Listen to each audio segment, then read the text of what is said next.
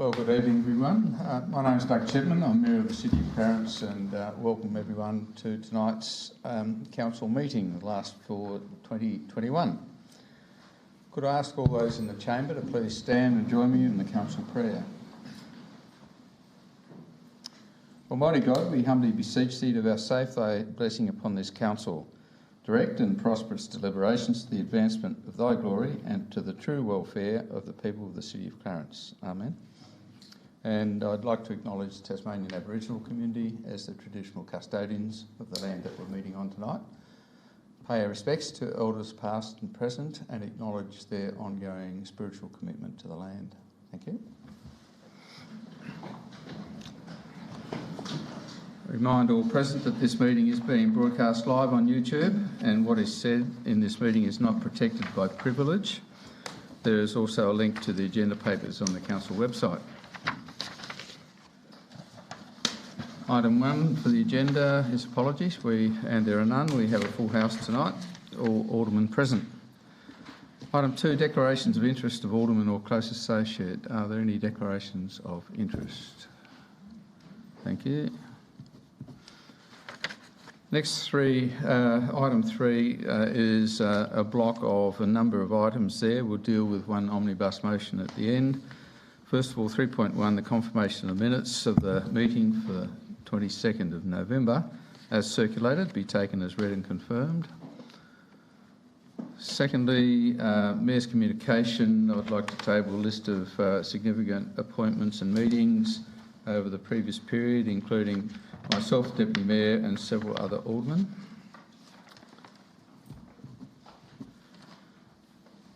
Um, 3.3, Council notes the workshops on the 29th of, the workshop on the 29th of November and the agenda briefing on the 10th of December. Alderman James, yes. Thank you, Mr Mayor. Either yourself or the General Manager, either of you able to provide an update on the Lindisfarne Community Activities Centre future arrangements, please? Through you, Mayor. No, not at this stage. We have an interim arrangement in place with one of our staff overseeing the operations, but we're working on a more permanent arrangement to bring to Alderman as part of a budget workshop. Thank you. Thank you. Tabling of petitions. Are there any from the floor?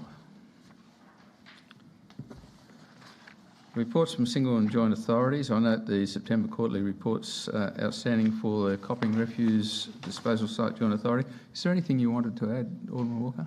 Stay tuned. We might be offering a site visit in early to mid-February. Thank you. For people interested. So I think it is worth, if the opportunity arises, seeing the landfill site, seeing where it's situated and seeing how it operates. So I'll pass on the information when it gets confirmed. Thank you. I have nothing to report from Tasmania Water Corporation. The Greater Hobart Committee, there's the final Mayor's Forum to be held Tuesday next week.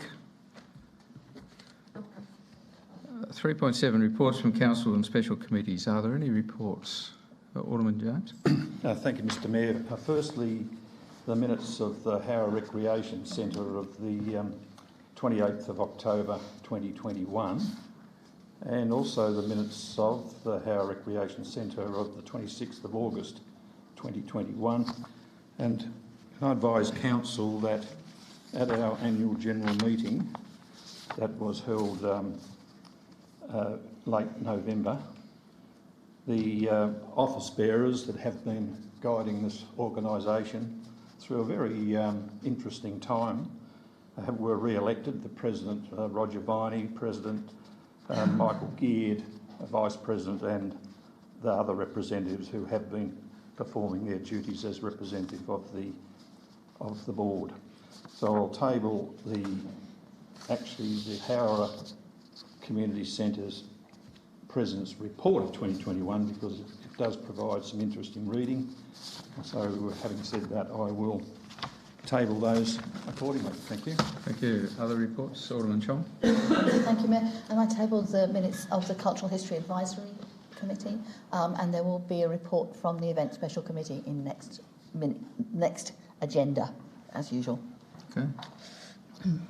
There being no further reports, moving on to item 3.8, that Council notes the information contained in the weekly briefing reports of the 22nd and 29th of November and 6th of December. Alderman Jones. Thank you, Mr Mayor. I draw Council's attention to the weekly briefing report of the 22nd of November, and in particular to Shambroad Kangaroo Bay project update on page 2.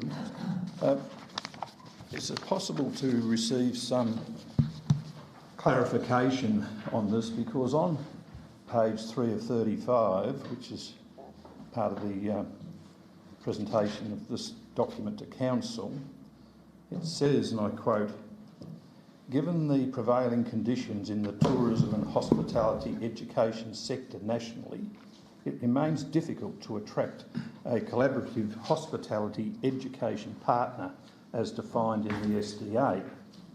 What is interesting is on on page 4 of 35, Shambroad remains committed to the Kangaroo Bay development and will continue to pursue further educational hospitality options, unquote.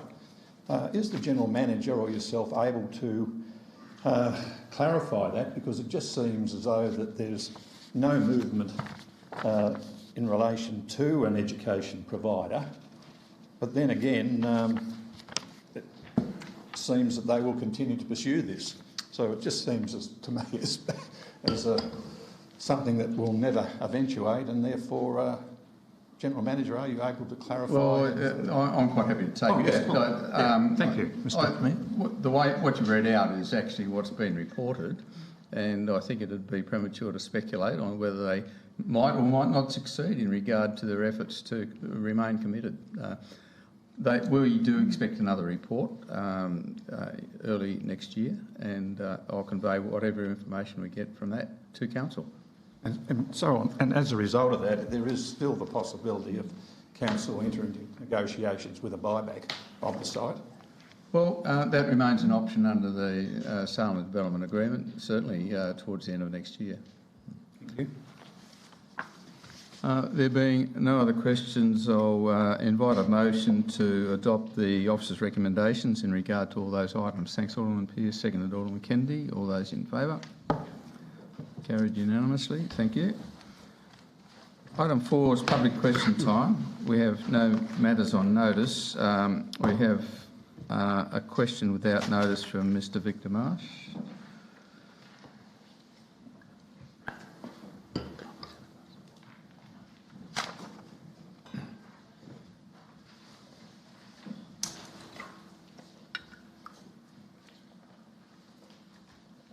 My name's Victor Marsh. I live at 32A King Street, Bellree. I have 2 questions tonight.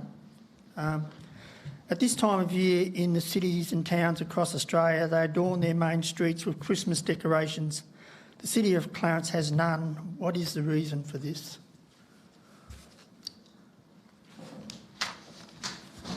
Well, we've got no plans. That's a simple answer to that. No money. There's plenty of Christmas decorations in the op shops. I'm sure the Council will be quite willing to think about that during the next budget session. Thank you. Well, it's a bit embarrassing. My second question. I'm very concerned about the traffic and planning situation in Bellree Village and surrounding streets. With proposed developments like the Boulevard Apartments, the hotel complex at Kangaroo Bay, the upgrading of the Bellree Yacht Club, Dan Murphy's in Percy Street, the recently completed food store on the corner of Clarence and Scott Street, which has created its own mayhem, traffic mayhem, and not to mention all the events and services happening in the area. In my personal opinion, I believe that Clarence City Council have developed at any cost mentality in the Bellree area and don't really care about the consequences these developments will have. Mr. Marsh, this is not an opportunity this is an opportunity for you to ask questions, not convey your opinion of what's happening. Well, there are other vehicles for that. Well, do you have a question? Well, my question is, can the Clarence City Council give a definitive answer on what they are going to do to allay our fears over traffic and parking management in the Belrive area. Mr Graham, are you happy to take that now, or would you prefer to answer it on notice? Through you, Mr Mayor, I'll take that one on notice. Thank you. Thank you. Thank you, Mr Marsh. Are there any other members of the public that would like to ask a question without notice? Thank you. Item 5, deputations by members of the public. I believe we have two, gentlemen.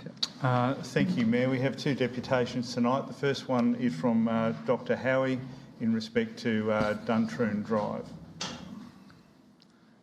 As you're coming forward, I would like to remind all speakers that under meeting regs we can only provide a 3-minute opportunity, and there'll be a warning tone at 30 seconds to go.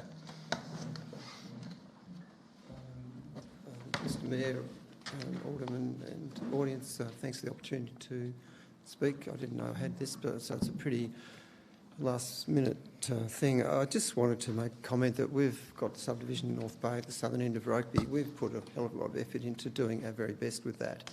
And I've always taken the attitude that there's a bit more to it than just, putting in roads and houses and things, and consider the surrounding area. And to that end, we've done a lot of rehabilitation, planted lots of trees in a gully near us, put in help with your cooperation, one walking track. Also, a bike track in the southern end of the Collector Road, a very expensive item which you know about. I've asked you to fill in the link between there and the South Arm Highway in the past. I understand there are other priorities there, and you've built, I have to say, a magnificent bike path around the foreshore, and I've ridden along most of that. But I think maybe when that's finished, I'd like to see that one happen. Sorry. The other thing is, there's a lot of development pressure.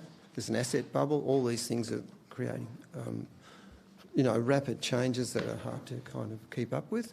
We've just recently lost 10 acres of Hart Place, which originally was a public open space and for business and shopping. That was part of the planning by the Housing Commission when they owned at least another 100 hectares there, which they've sold off, including to me. And, to close that down for housing is a shame, and not one single square inch of public open space left in what is quite a dense sort of development for a suburban area with 12-metre wide street frontages and things like that. There was another issue. There's a 5-acre block on the waterfront, zoned industrial in front of our subdivision, which I tried to get council to buy, and I think David Carr, who owns most of the peninsula of the south of me with his family, also tried to do that. I couldn't really afford to do it at the time. That's been sold to a developer who may well build warehouses all over it, as is his right. I've approached him and asked him if he wants to sell it to me in exchange for some money and me to sell him some land, which is also industrial, but I don't think we'll win on that one. That's an opportunity lost. It's 400 metres of water frontage in a very strategic spot next to the beach at Rugby, and there's very little access to that northern half of Rouse Bay anywhere for the public, and I think that was a bit of a shame. And now this one comes along, and I know that there's a need for housing, but it's potentially public open space, and I think historically that's what it was. When they built the original Rugby subdivision, this was a bit along the edge. It was a leftover. It would have been open space, and then I think it's turned into residential zoning accidentally or just quietly along the way. I just would like to see it kept as public access open space along our end, and I think we could work together with council to develop something worthwhile there. I just don't want to see just yet another opportunity lost in Rugby, and that's what I'm frightened is going to happen. It's my concern is I don't have any problem with housing being built somewhere, but I think can we keep some public open space there, please? And we can work cooperatively down the track and develop some nice facilities. For example, I said to Doug, a tennis court or a bowling club combined there might work. Those sort of ideas. I'm afraid time is up. Yep. Thank you very much, Dr. Howie. Anyway, thanks for your time. Through you, Mayor. Our second deputation tonight is Mr Richard Gilmore from the Department of Housing in respect to the same land.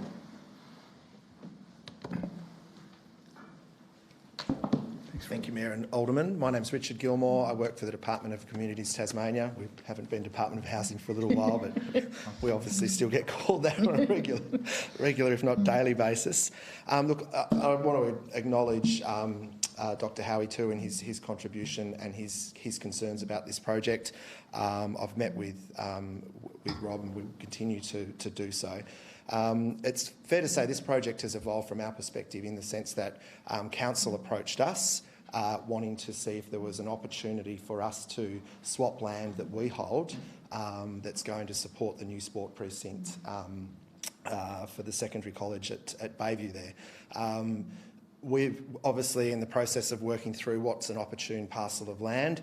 Our interests are obviously around addressing new housing for land supply, or new housing for social housing, and also new land supply for residential development, of which we generally reserve around 15% for social housing, because that's a viable number, and many new developments have demonstrated that. And for the balance, what we do is look at opportunities to promote private home ownership using our shared equity loan products that we have available through Bendigo Bank called Home Share.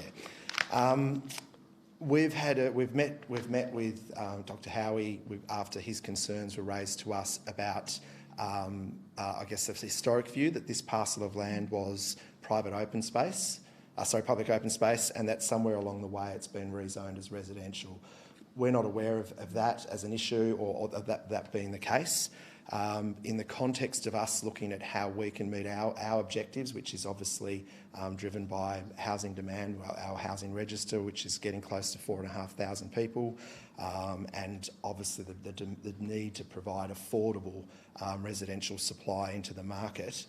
From our perspective, this land is, while it's not as large as the land that we hold at Goodwins Road, it is zoned residential.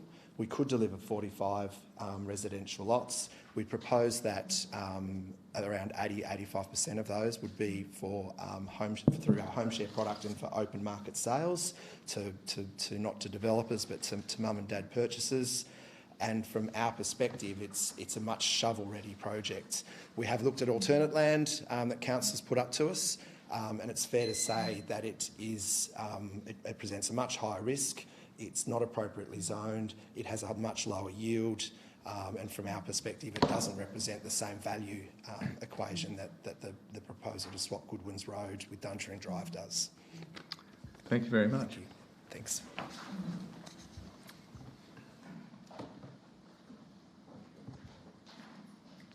And now advise that Council intends to sit as a planning authority under the Land Use Planning and Approvals Act. We only have one item tonight, and that's a development application at 34 York Street, Bellerive, for 3 multiple dwellings. If I could have a mover and a seconder, please. Thanks, Alderman Pearce. Second, Alderman Newington. Alderman Pearce. Thank you, Mayor. I went and had a look at the site, like I think every alderman did. And look, there's nothing unusual about this. There's many multiple dwellings in that area. I know someone raised the issue of traffic. One good thing about that area, there's 3 ways to get in and out of that area. So I really, when I look around, it's just like things are already in the street, multiple dwellings. So really, I don't think, another one. And the good thing about this one, I believe, it backs onto the school, so it's not interfering with anybody. So I support the recommendation, Mayor. Thank you, Alderman Newington. Any other comments? Alderman Jones. Thank you, Mr Mayor, and may I pose a question through you to Mr Lovell in his capacity as the City Planner.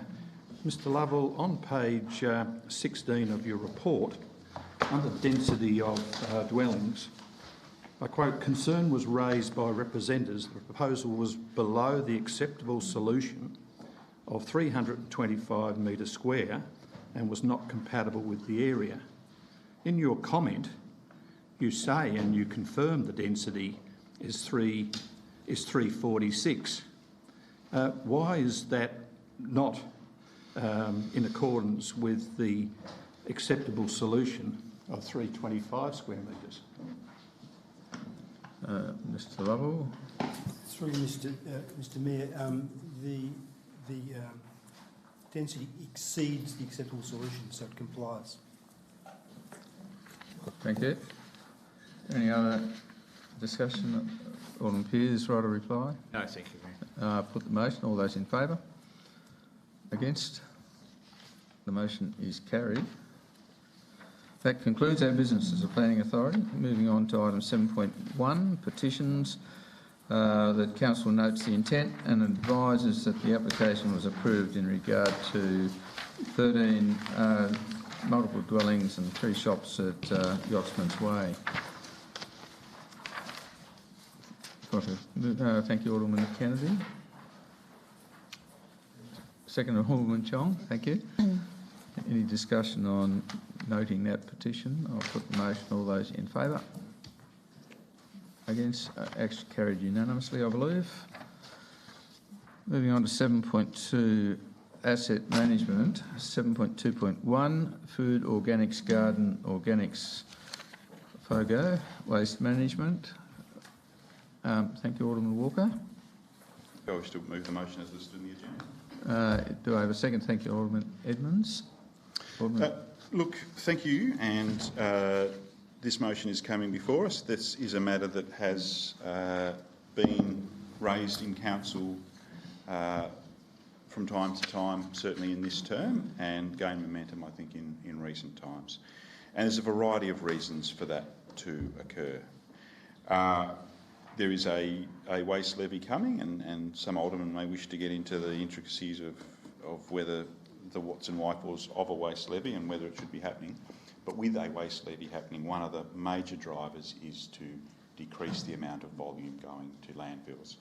And if you look at the actual average composition in the general waste bin, it is, I think, could be fact-checked on this, sort of around the 30-40% food waste. So that is volume, but also in mass, a considerable amount.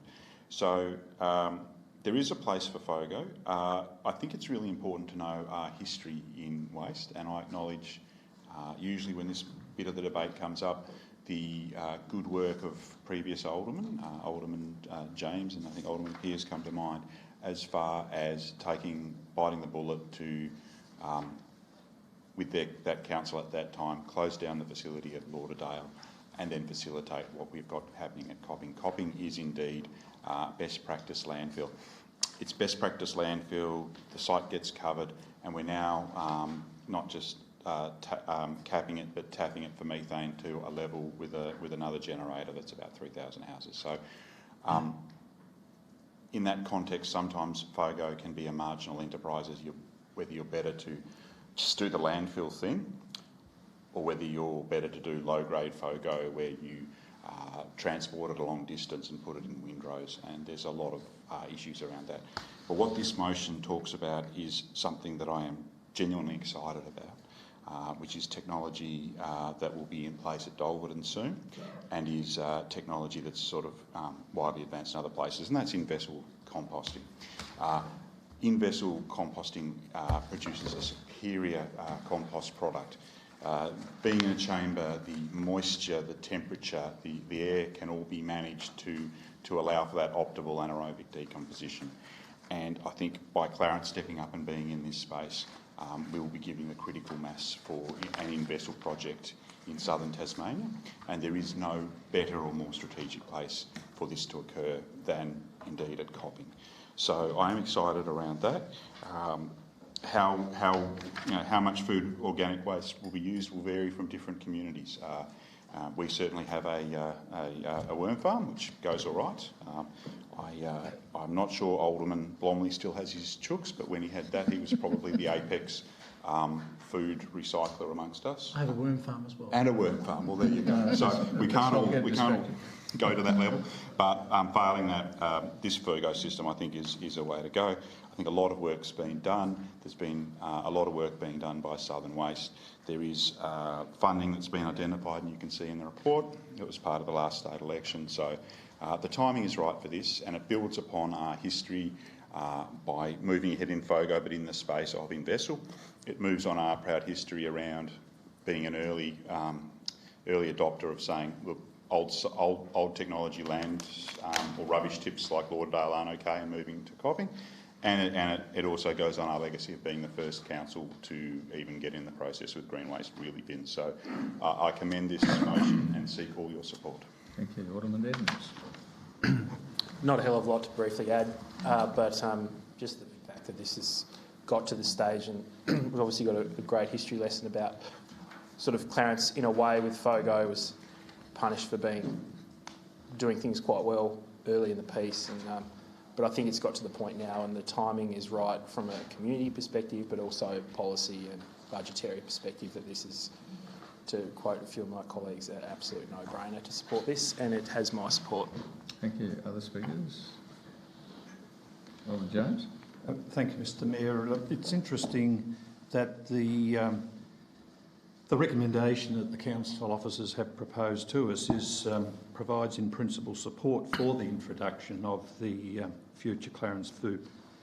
Organics garden agents, commonly known as FOGO, subject to the consideration of a business case, providing information on community consultation costs, etc., and in principle support for the establishment of an in-vessel FOGO compositing facility in the Copping refuse disposal site.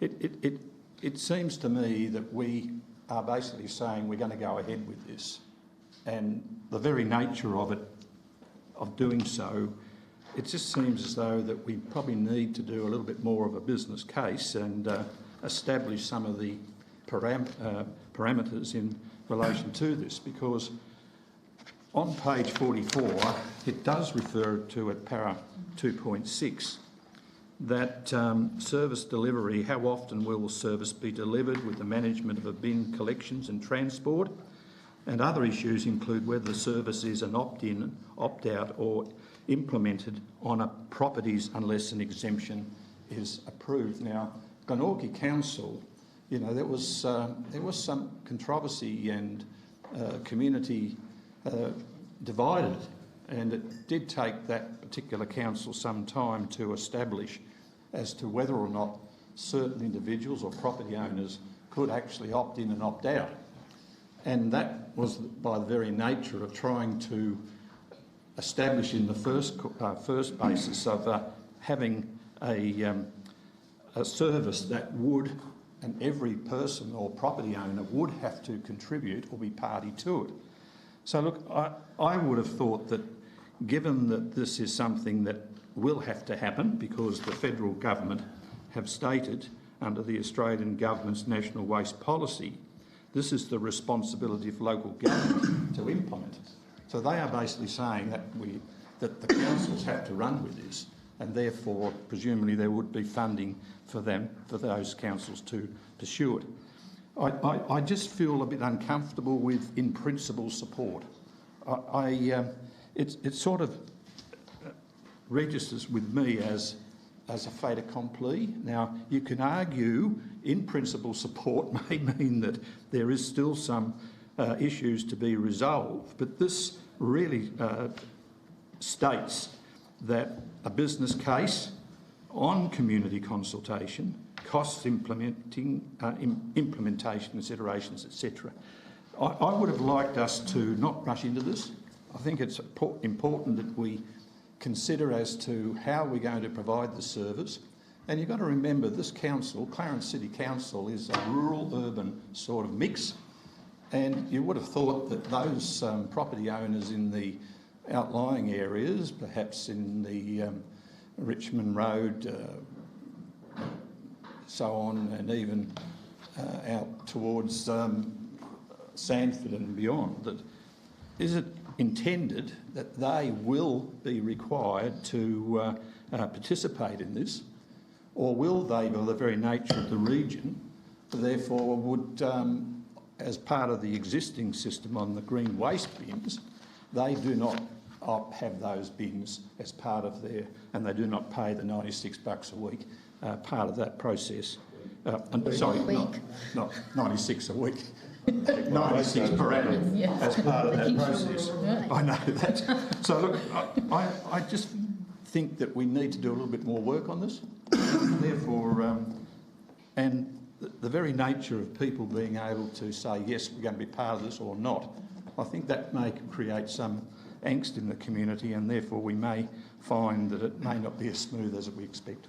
Thank you. Alderman Blomley. Thank you, Mr Mayor. And like the previous speaker, I read page 44, but also read 3 pages after that, also part of this item, page 47, where it covers off very nicely, Mr Mayor, the issue of a business case. and there will be a significant investment by the ratepayers of the city, between $40,000 to $60,000 it's estimated, so that we can engage with our community to understand all those associated issues. And it's clearly set out in the documentation in front of us tonight in our papers. Clearly set out. The draft waste action plan is something that this council, Mr Mayor, was very closely involved in. I was on the General Management Committee of LGAT at that time. Before me, the Deputy Mayor, Alderman Chong, was there. I know particularly through you, Mr Mayor, that Mr Graham and his team and the General Manager did an enormous amount of work to ensure that state government and the Department of the Environment, etc., were well across the issues relevant to local government. And I'm very proud to say the Clarence City Council, in those LGAT working groups, took a leading role in this area. And we can all remember, it was around 2019 from memory, the Glenorchy City Council took a very heavy-handed approach. And overnight, they put $100 on everyone's rates across the city. It wasn't popular because there wasn't that element of engagement that we're before us tonight in this motion. We're being encouraged to support that will ensure that the residents and ratepayers of our great city have that opportunity. It's an educative process. That's what this is.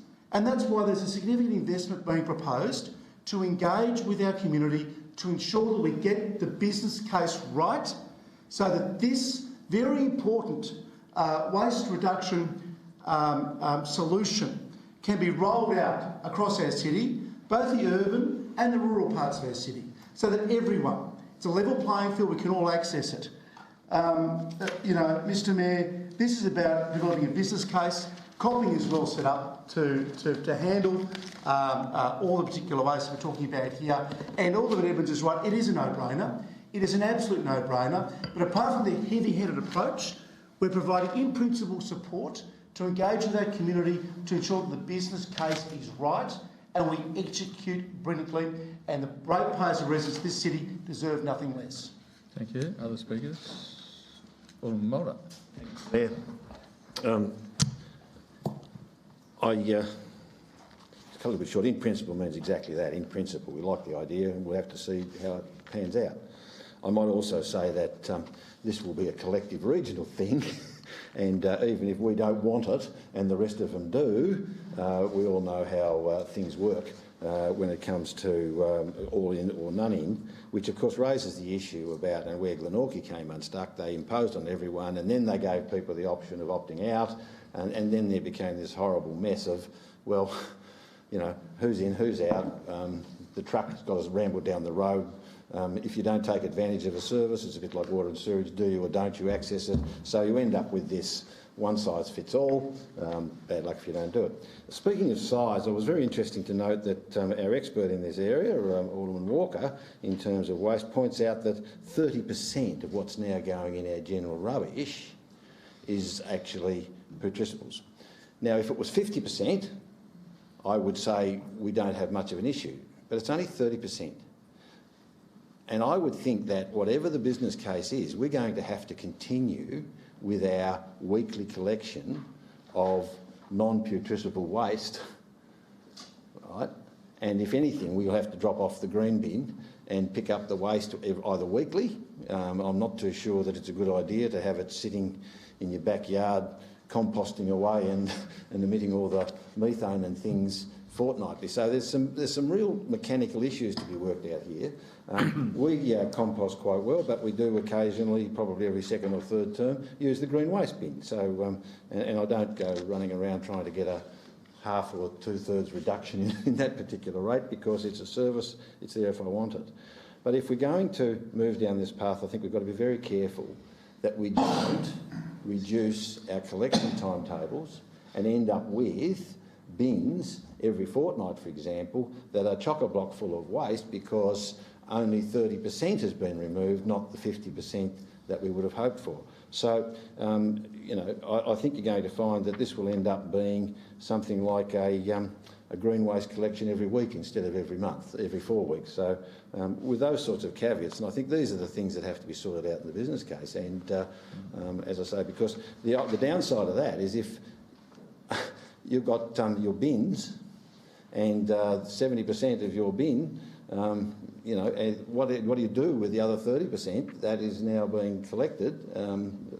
And what will happen, of course, is that you'll end up with roadside dumping and all the other things we're trying to avoid with these sorts of strategies. So, provided I think that we continue with a weekly bin collection of general waste, and we have a weekly collection of FOGO, then I think that's quite manageable in terms of how we sort things out. But no, I support the motion. I think it's a way to go. Personally, I think this is very much an interim step. I have my own visions about what the Swedes do with all their rubbish, not just... there's no landfill there. They're importing rubbish from all over Europe in order for high temperature, environmentally friendly incineration, and they're turning it into energy. So, you know, that to me is a much more efficient way of going about dealing with the landfill, because you get rid of it altogether. But that's obviously not where we're at yet. Hopefully one day we'll be there, but this, I think, is something worth pursuing. Okay. There being no other speakers, right a reply, Alderman Walker. Thank you, and I do appreciate the contributions. The last speaker, Alderman Moulder, has raised the issue of logistics and what it's going to mean for the general waste collection, and that's a live question, and that's why a business case is so important, to understand the logistics and mechanics. There are some households that you could probably give them a 10-litre caddy, and that's all they would require for their general waste. There are others that struggle. One of the things that this council does well is provide choice. Households can upsize their bins, and I think that may be one of the workarounds. But again, that'll be all part of the investigation and part of the discussions that flow. I also take note of the fact the green waste bin is currently underutilised, and I might be bringing some stuff around every now and then as well. Some of the points, Mr Mayor, that Alderman James raised, I think what's likely to happen in the case of the rural areas is what happens with green waste. When we introduced the green waste wheelie bins, those areas with those larger blocks, it wasn't part of the process. We did get some quite robust feedback, I remember at the time, from people wishing for it to be part of the process, but the general consensus at the time was it can be done on site on the larger, more rural blocks. As far as the issues of prematurity and not enough work, again, it sort of rests within recommendation that Council provides in principle support for the introduction of future Clarence Organics, Garden Organics Waste Management Service, and here's the dollops of comfort. Subject to consideration of a business case, providing information on the community consultation costs, implementation, considerations and technology, processing options to benefit the community. So it is there. We're going to get work done. We're going to have consultation done. And at the end of it, there'll be a whole lot of stuff for us to work through. Now, I think we managed it pretty well when it came to the green waste bin. There might be some complexities around this, but this is evolution in a market that is evolving. As far as high temperature incineration goes, I mean that's a live issue in countries like Japan that have very limited space. The difference with FOGO is this isn't a burden. This is a resource. This is a high quality sought after resource at the end as the byproduct. This will be certified and it will be the highest grade product on the market. So that is why in-vessel composting to me is such a brilliant technology, and one that I think stars are lining up for it to occur, and the place for it to occur being copping. So I thank everyone for their contributions and again seek support. Thank you. So the motion before the Chair is that we provide in principle support for FOGO and as well as that high-tech processing of the FOGO. All those in favour? Against? The motion is carried. Moving on to governance, item 7.4.1, the revised notice of intention to dispose of public land at 36 Downturn Drive, Rugby. I have a mover and a seconder, please. Mr Mayor, would you take a deferral motion for this matter to be reconsidered? So it's not a matter of what I would take. If there's I would seek if you're moving a procedural motion, that's your entitlement. Motion for this matter to be tabled at the next workshop when council reconvenes in the 2022. Do I have a second for the procedural motion? Yes, I'll second that, Mr Mayor. Thank you. I'll put the procedural motion to vote. All those in favour? Against?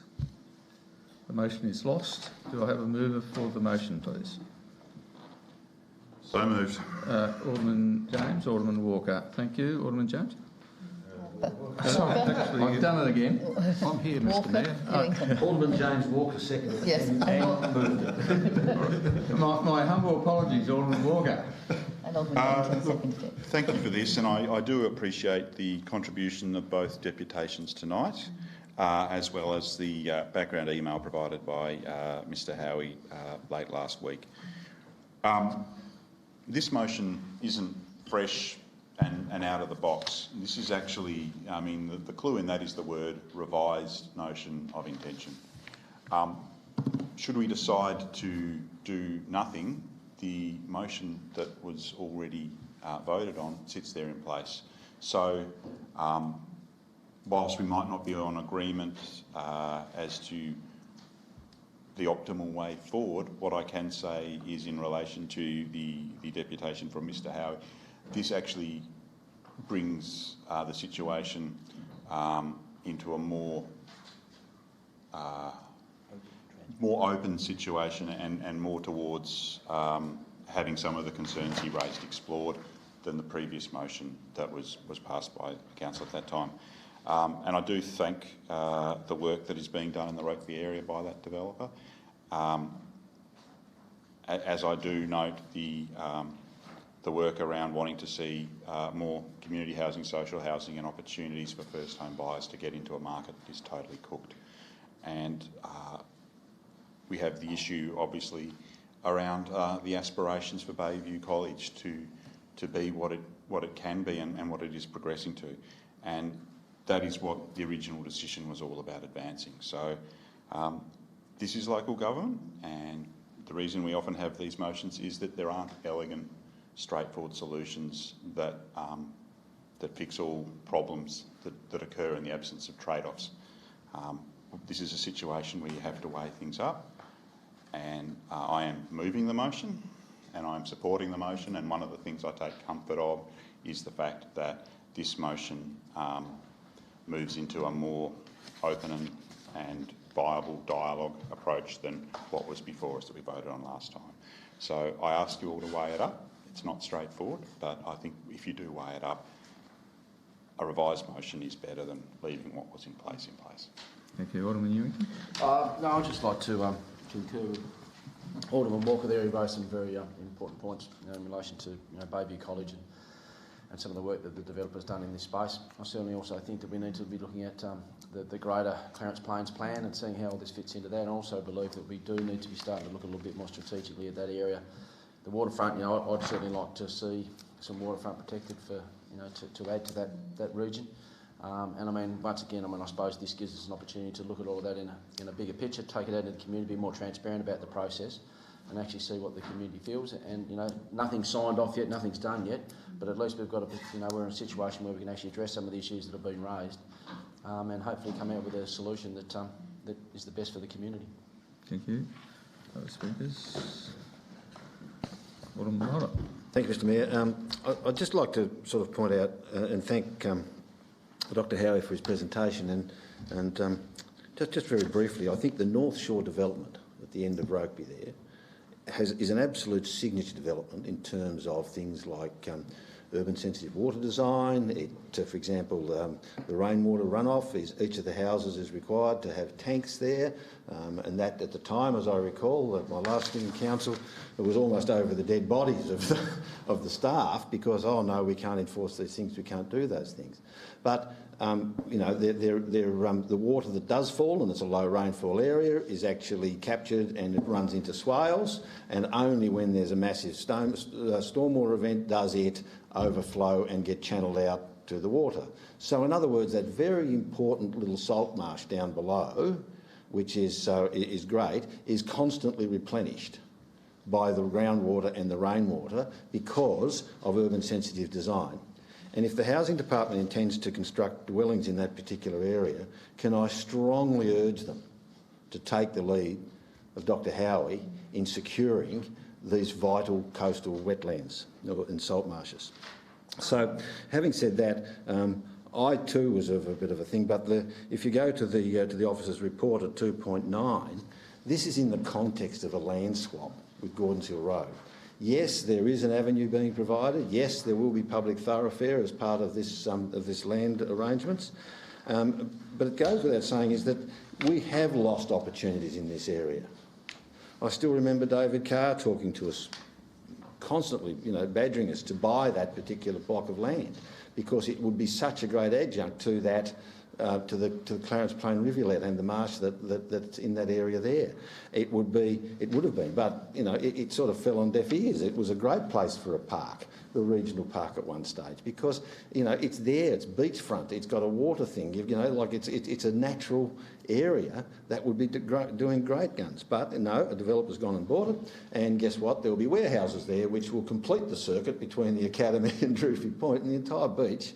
One of the safest swimming beaches around will be totally blocked off by warehouses and commercial developments. And that, to me, is where the travesty in this particular situation lies.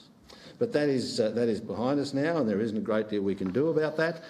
So therefore, we have to move on. And this is a moving on. But all I can say is that if I just encourage the Housing Department to have a look at what the North Bay development, the North Head development did, and how it's going there, and what a wonderful development it is. And if we could get something that connected that style of development to the social and affordable housing that is on Downturn Drive, I think we would have a real great win, because the idea with these things is to try to get some seamlessness running through these things, so we don't have these pockets of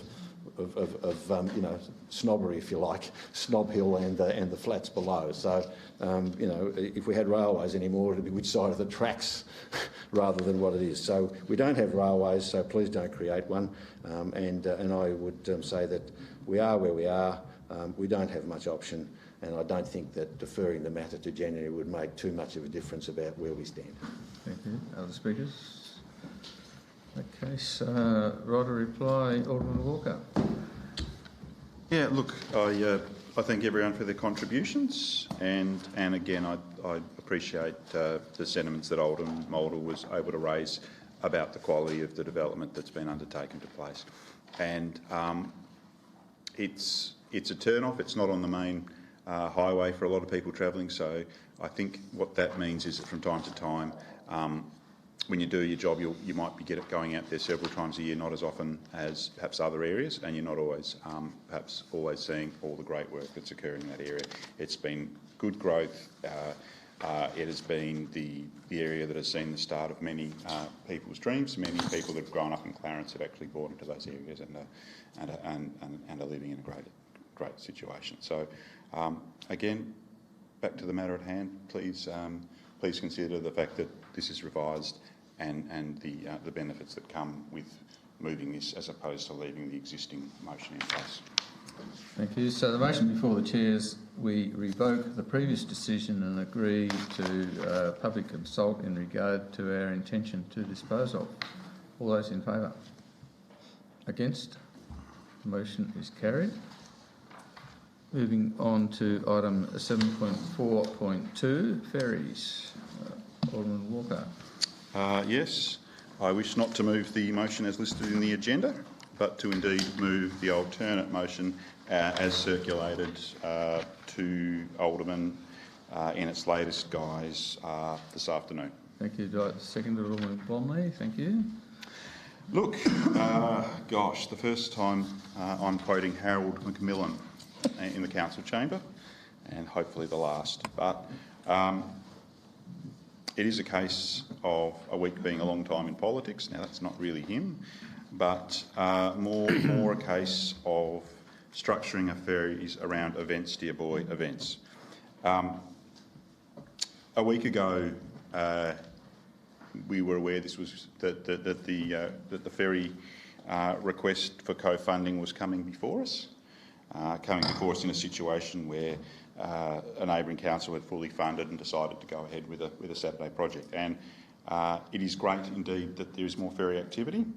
But and I understand that the principal reasons around that motion was again to stimulate activity around the Western Shore, and you know, more power to that. There will be obviously some traffic coming back our way, which will be great, but that was the main thing. So at the time, I turned my mind to what other alternatives that are pro-ferry could be occurring within Clarence, and the situation came around events. Now at that time, I was thinking it might be an opportunity to involve some work with, say, a dark mofo event over in and around Kangaroo Bay. But events, dear boy, events, we found a situation with a Ashes test match occurring in our municipality at a venue with absolutely glorious surroundings, at a venue with a beautiful beach to make use of at half-time. Now, Shane Warne would have you believe that it's just as good to play at the MCG and go for a dip in the Yarra. Good luck with that. So how can we best move forward to, whilst not if you like, funding that Saturday motion, that Saturday ferry activity that's going ahead, but move forward in a way that is working with that brings synergies to that, but actually targets a major event on the Eastern Shore, and the timing is right to really go ahead with this. It's really important though to consider some of the components of what's been written up in here, and one of the two most important words might well be up to. So it's a budget allocation of up to 50,000. That's a limit, not necessarily a challenge. It's also not all about direct ferry funding. It will be largely ferry funding, but it is also going into other components. There is the data collection, which is so important for us to understand who's coming, where they're coming from, also to be looking at what is the impact in the Bellerive area of you know, obviously the Saturday ferry activity, but hopefully there'll be a positive impact by having this increased ferry activity occurring at a time of you know, a large crowd attendances.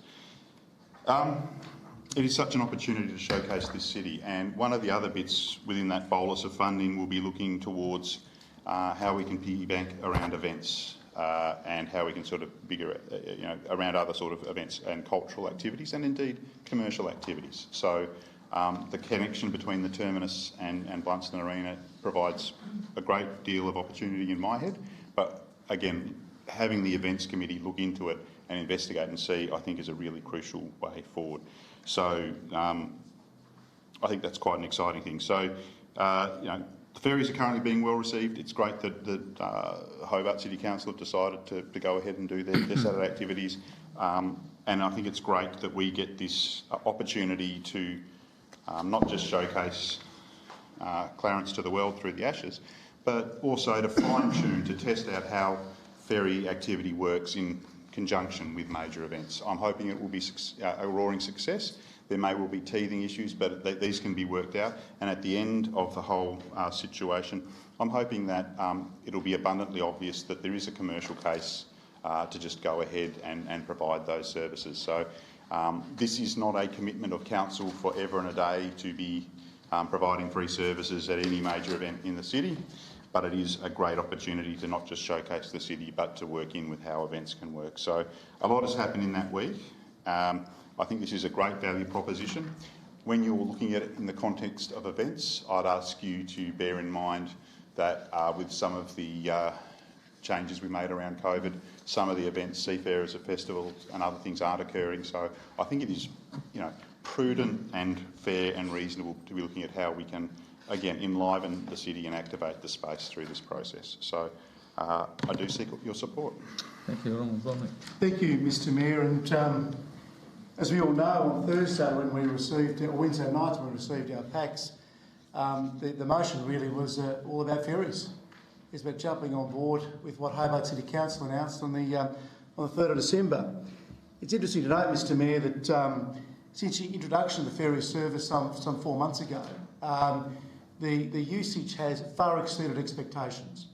It's been so well received, particularly by Eastern Shore residents, and to meet that demand, the Liberal government has added 4 extra services per weekday over summer, which is absolutely fantastic.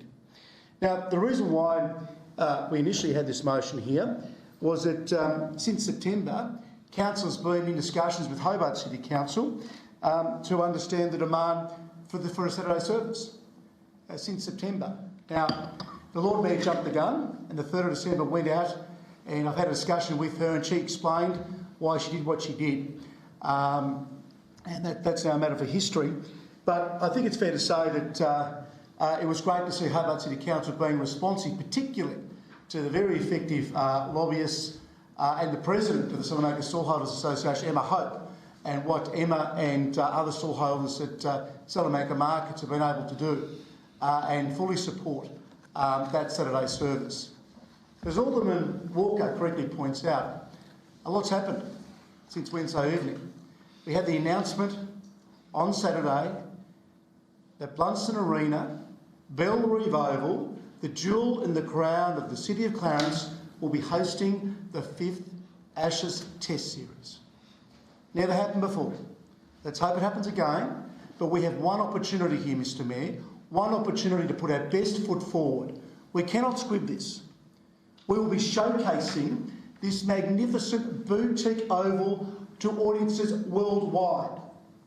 We'll be showcasing our city as well. This is a once-in-a-generation opportunity to ensure that we leverage this great opportunity to the best of its potential.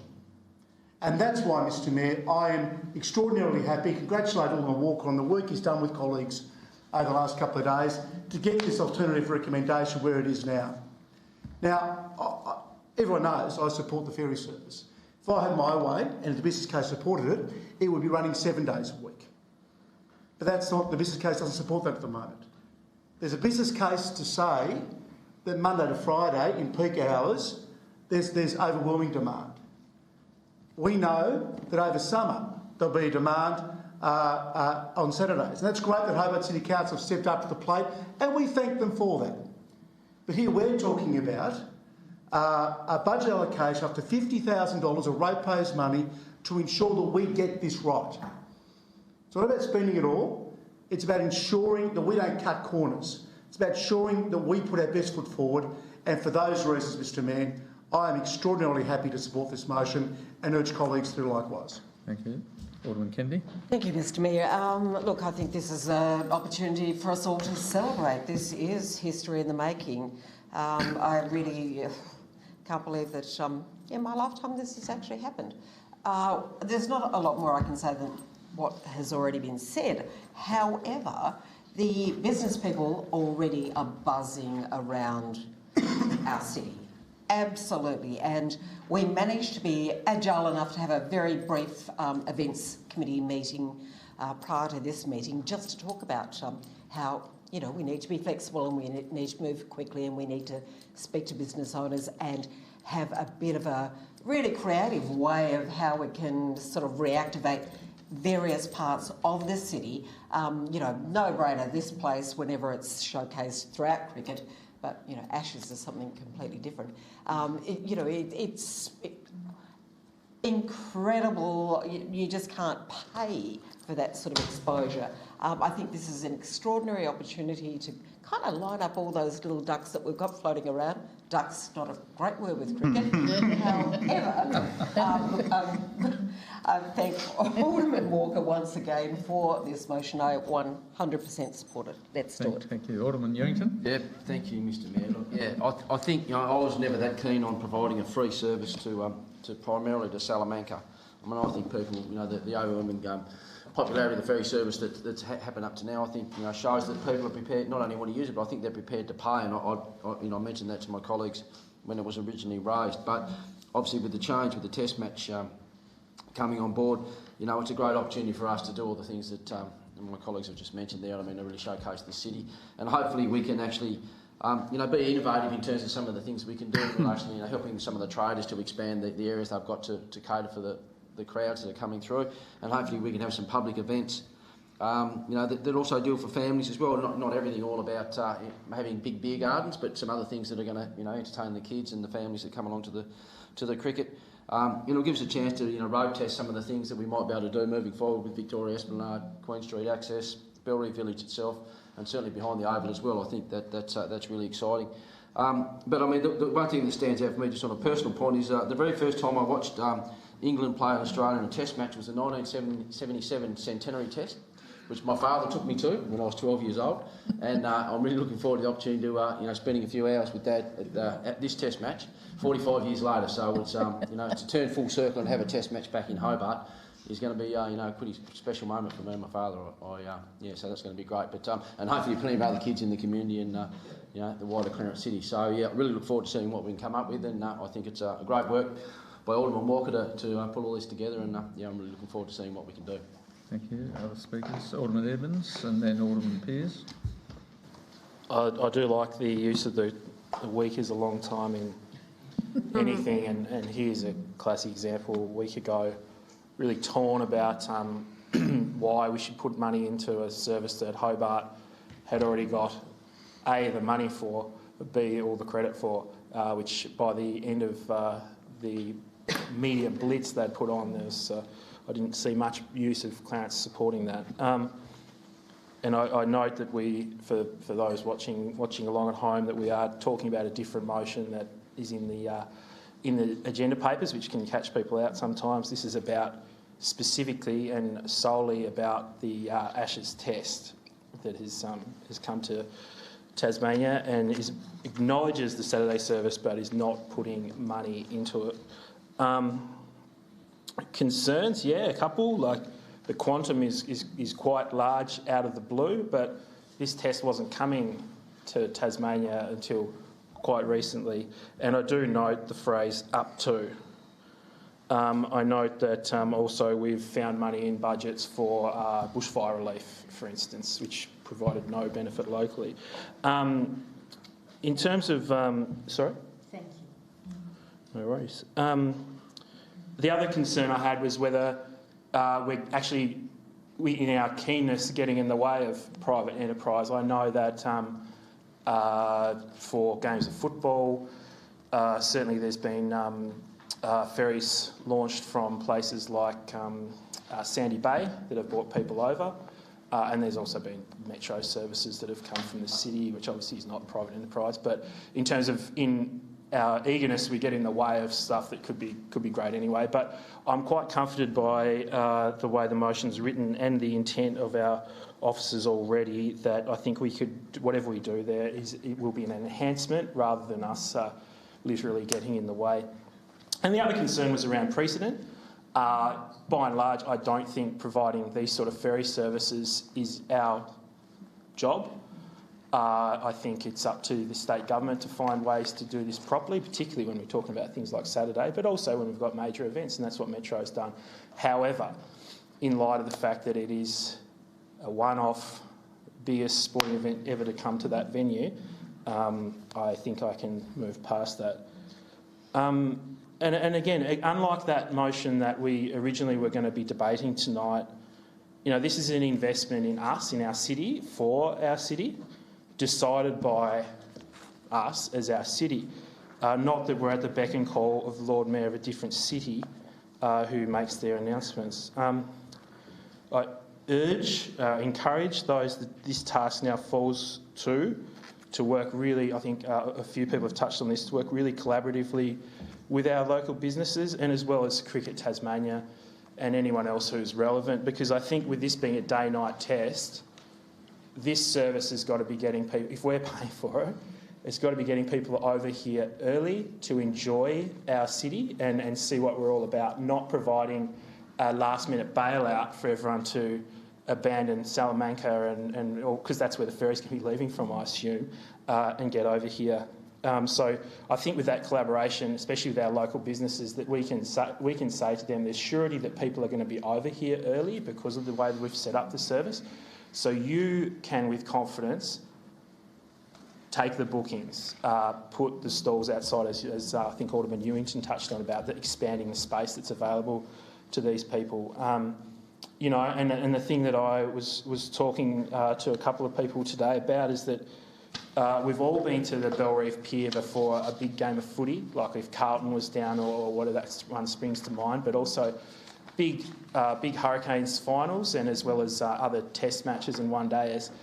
and it is a bit of a free-for-all. People are left not having a meal, not having a nerve settler or a coffee or whatever they want, or just finding somewhere for their kids to sit down and, you know, entertain them in the wait for the game. In terms of the facilities already there, aka places like the yacht club, our restaurants, the pub on the pier are already, to use a polite word, oversubscribed in that environment, because that's what people want to do. It's January, the sun's going to be out, they're going to want to let their hair down. So I think we should really be looking for ways to make use of the obvious space, which is the pier area where we used to do the seafarers and the citizenship ceremony. Anyway, I didn't realise I'd taken up so much time. But really, for me, it's about working to enhance that visitor experience, because this is a one-off chance and we've got to take it, as my M&M impression. Alderman Pearce. Thank you, Mayor. I virtually totally agree with Alderman Edmonds here, but look, one thing I just got to get back to before I go on about this. Data collection with the ferry. I mean, it's probably not our job, but geez, I'd like some data collection to see if we're actually getting any cars off the road, because, yeah, there's nothing's told me that we have, but anyway. Now, look, on this, Alderman Edmonds is quite right, and I'm really rapt, because normally I wouldn't be rapt, but this test is a day-night one. So that gives us a great chance to promote Clarence. And we've already got a Saturday market. Let's see if we may be able to get them to go longer, or start a bit later and go longer. And it gives the events committee some ideas of what we could do on the way. I reckon it's a great opportunity to really let people know from the western shore, the dark side, what actually happens on the bright side of the river. You know, I think this is a great chance for us, like Alderman Blomley said, to really showcase Clarence. If we do it right, a lot of people will remember it. Thank you. Alderman James, and then Alderman Warren. Thank you, Mr Mayor. It's very interesting that the Premier and Treasurer will be rubbing his hands together with glee, because not only is the Premier made the comment publicly that the state government will be putting substantial funds into the Ashes test at Blunston Arena, hand in hand, the Clarence City Council will be making a budget allocation of up to $50,000, and I might add, drawn from the unallocated portion of Council's general reserve. Now, currently it's 1.2 million in the general reserve, of which 350,000 is unallocated. So look, we have this sort of amount of money that can be used or drawn in whatever circumstances that may be deemed appropriate. And in this particular case, are we working in conjunction with the Tasmanian government?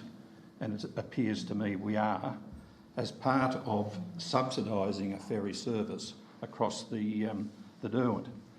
Now, I may be bold to say that we have now embarked upon the Clarence City Council Derwent Ferries Company Limited by guarantee.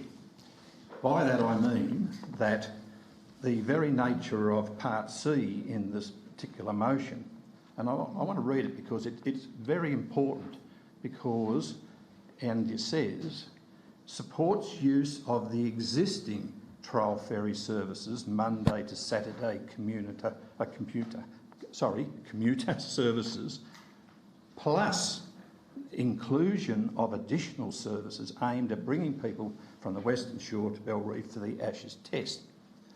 So not only are we obviously promoting and obviously want to get some benefits from the Ashes test, but we're also locking ourselves in by the very nature of supporting the use of the existing ferry services, and then the inclusion for the Ashes test.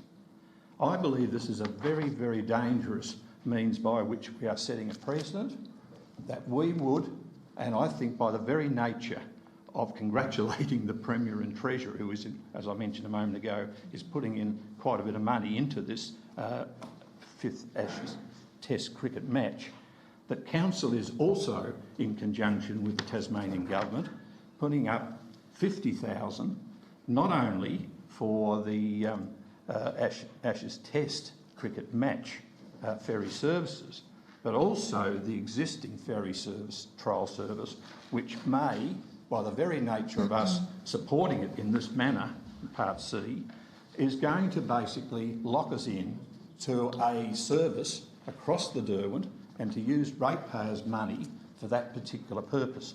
How are we able to get out of that? It was mentioned this was probably only a one-off. I disagree. I think Part C really locks us in to this, and by the very nature of using money, $50,000 out of unallocated portion.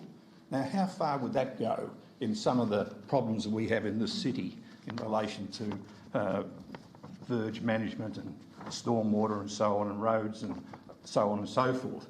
It just seems that we can pluck out of the air, out of this unallocated portion of the Council's General Reserve, for anything that may seem to be a good idea, but more importantly in this particular case, is going to lock us into, and I would thought that the Premier will say, OK, you have supported us in the 5th Ashes Test cricket, and OK, you've allocated $50,000, you still have another $350,000 in the General Reserve which is unallocated. Therefore, that amount of money could be used to support and sponsor ongoing service, ferry service operations across the Derwent. And how did we come out of that and say, well, that wasn't the intention? We have set a precedent here, and therefore we are going to use ratepayers' money, not necessarily for this particular event, but as an ongoing basis as part of the Clarence City Council Derwent Ferries Company Limited operation across the Derwent River. I will not support this. I believe it's unnecessary, and it's use of ratepayers' money, which I think could be used for more important purposes. Alderman Warren. Thank you, Mr Mayor. I'll leave it up to Alderman Walker to respond to Alderman James's concerns about being locked in. My colleagues have talked a lot about the benefit to business, who decided when it was going to happen, who took the credit, how much money we're paying for this. I want to get back to our Clarence community and what they want. And they've been talking to me for ages since the ferry started about, wouldn't it be great if they ran on Saturdays? So Part C addresses that, as did the original motion, that our people would like to use the ferries on Saturdays. Now, there seems to be an obsession with the fact that we're funneling people to Salamanca Market. We might be seeing families just get on the ferry, go across the other side and come back again, just for the sheer pleasure of travelling on a ferry. Why wouldn't we support that? Why wouldn't we give that benefit to our community? They may wish to take their bikes over and do the bike track on the other side of the river, as do some of my friends from the Western Shore who've already approached me about where to eat on the Eastern Shore. And I've listed several good places in Bellerive, but warned them that they should book because these places are already very popular, and that does give me some concern if we're bringing ferry loads of people over and expecting them to eat here before the match, that we can actually meet that requirement, or meet that capacity, I should say. So again, this, who said what and who gets the credit? Look, we're one big city. I know people like to say about our great city on this side of the river and Hobart, the dark side over the other. The people who live here, I don't believe see it that way.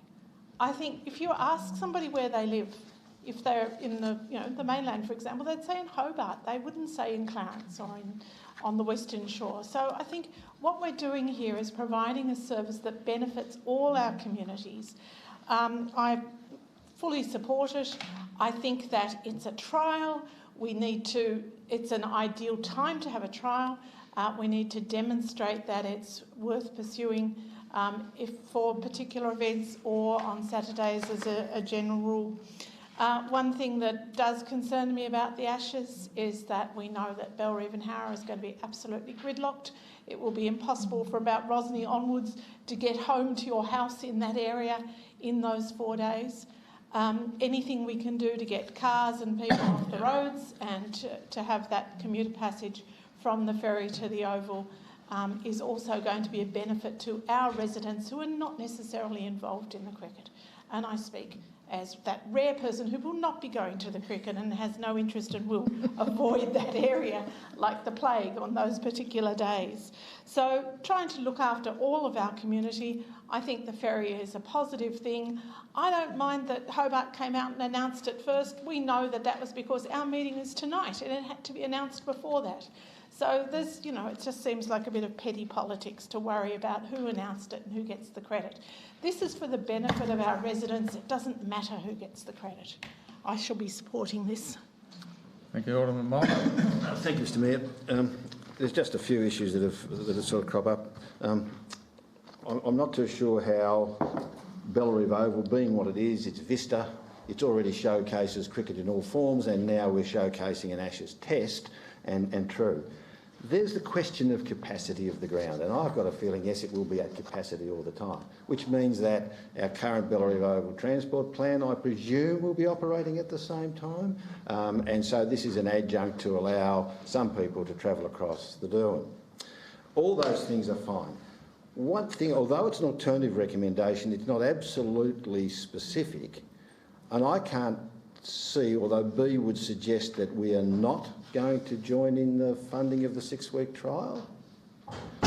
I would have hoped that we would have actually specifically said we were not going to do that, considering this is an alternative motion to the other one. But I think perhaps I was suggesting that we might just put the words the hope in B between to and fund, so that it reads the Hobart City Council initiative to fully fund the 6-week ferry trial. But I would suggest that motion if the mover and the seconder are happy to do that. It just adds clarification that we're not contributing to the 20 grand. I don't have a problem with it. Thank you, Mr Mayor.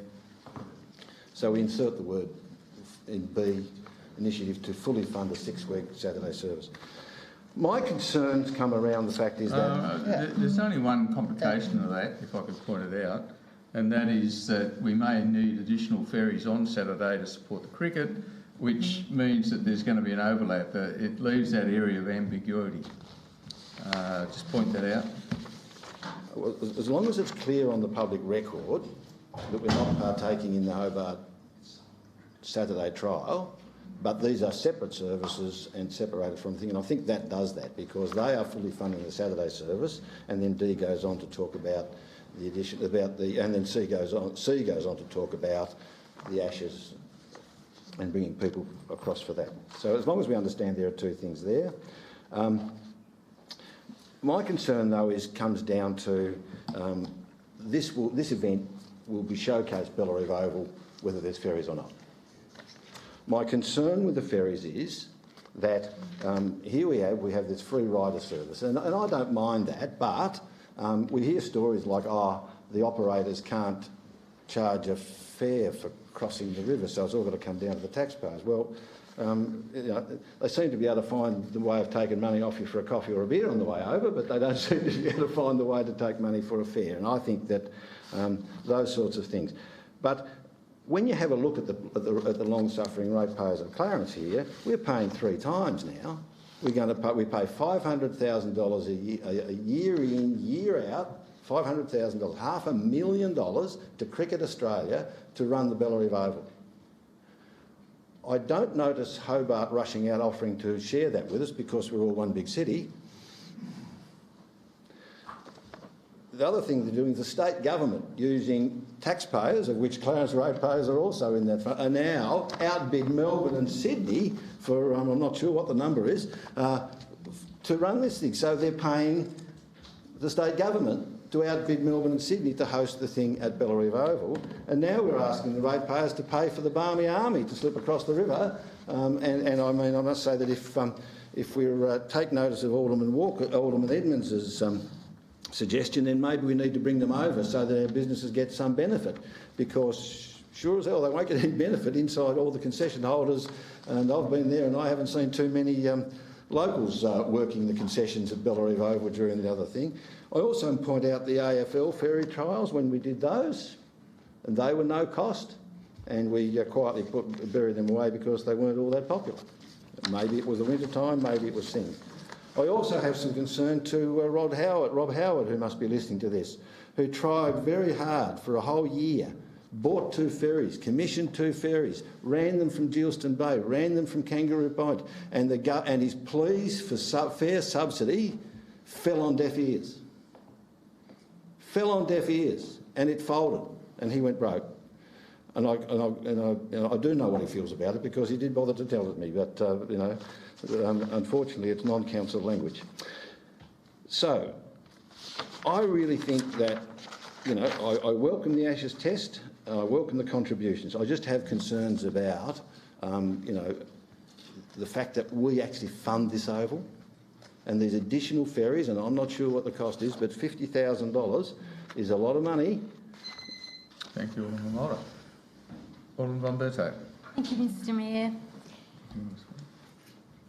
Mr Mayor, I am unclear as to what we're actually spending this $50,000 on, or up to. I realise the words are up to $50,000. Of the motion that I have, which seems to be a little bit different to the one that Alderman James has, but the one that has been circulated, it's Part D. So Part D provides an additional budget allocation of up to $50,000 drawn from unallocated portion of Council's General Reserve to be used to support additional ferry services, data collection and other activities and events associated with the Ashes Test match. So as has been noted by other aldermen, this motion is specifically in relation to the Ashes Test match, which my understanding is that it goes for 5 days, from the 14th to the 18th. So Friday, Saturday, Sunday, Monday, Tuesday. I would like Alderman Walker to clarify what are the additional ferry services, because my understanding is from where we're at this point in time, we have ferry services on Friday, Saturday, Monday and Tuesday, but not Sunday. So I would like to know exactly what extra ferry services are going to be provided. I'd like to know what data collection we are going to undertake. I'd like some specifics on it. Data collection, 2 words, doesn't mean much to me. So I'd like some specifics on the data collection. Is it going to be data collection in relation to where people are parking on the Western Shore and how long it takes them to get to the ferry, and then how long it takes them to get back to the ferry, etc., etc. I would like to know what that data is. Alderman Pearce said he's concerned about data. So explain to me what the data is.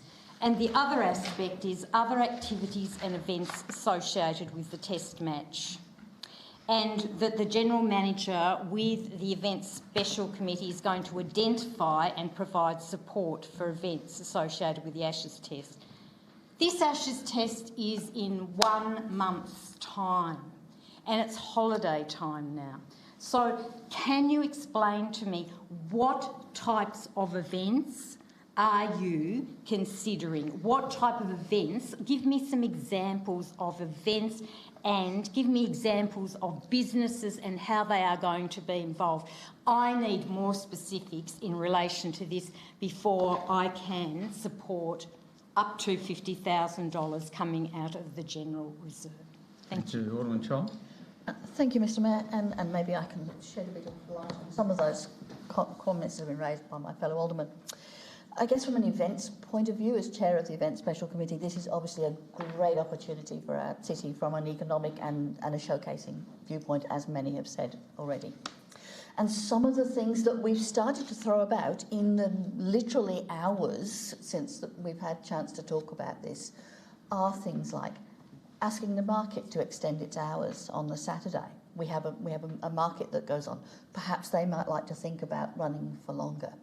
Talking to the businesses. Alderman Kennedy has already spoken to some of the businesses who are really excited about what might happen.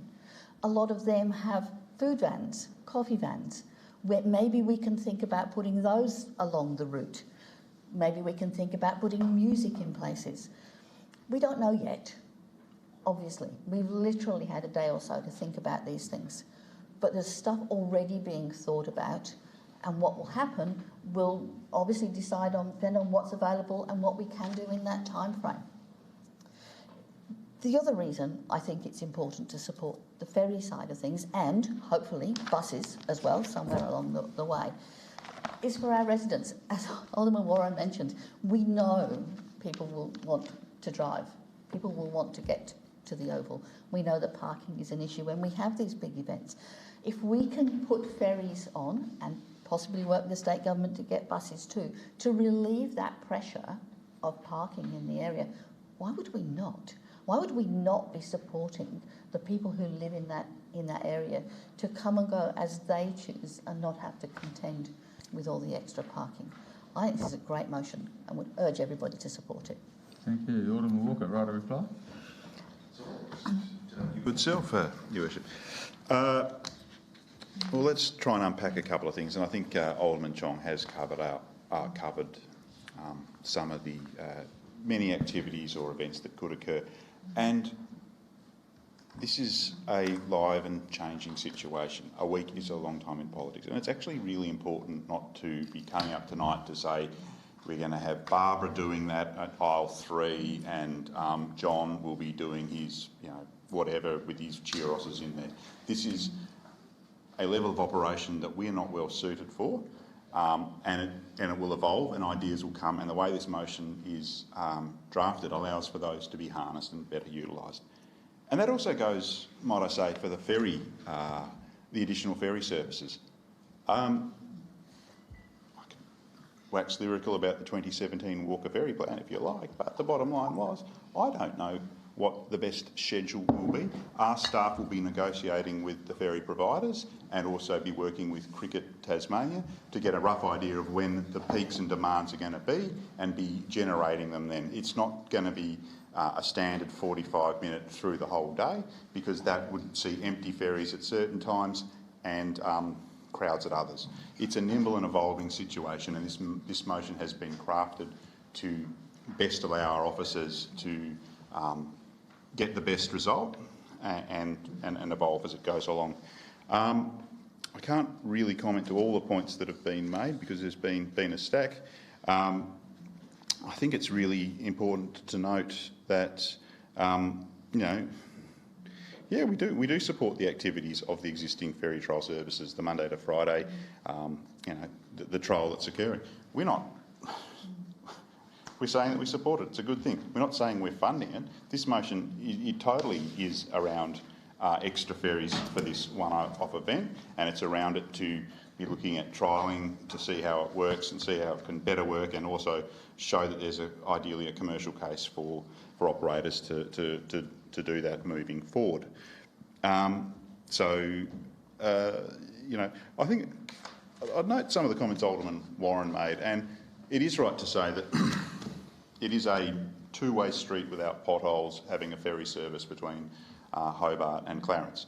And there will be some benefit from us with their Saturday service and for our residents indeed, as there will be great benefit for people on the other side of the river to be coming over here, especially during the Ashes test. And that's part of the plan. It's the old dealer's mentality. First taste is free. We want people on the Western Shore to get used to the idea of ferries and see them, and there's plenty of people that come over to Bluntston Arena Bellreeve, and to get them to see that this is the superior way to come across, that it's better for the surrounding residents, but it's better for them. I totally seek your support. There's so much more I should be talking about.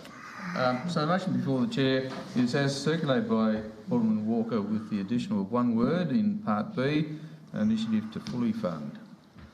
All those in favour? Against? The motion is carried. And moving on to the next item on the agenda, which is motions on no's. 8.1, Alderman Walker. Thank you, Mr Mayor. I rise to move the amended 8.1 notice of motion as provided to Aldermen on their tables tonight. Do I have a seconder for that, please? Alderman James. Thank you. Thank you. Walker. And I appreciate that seconding. So what is the big change in this motion versus the one in the agenda?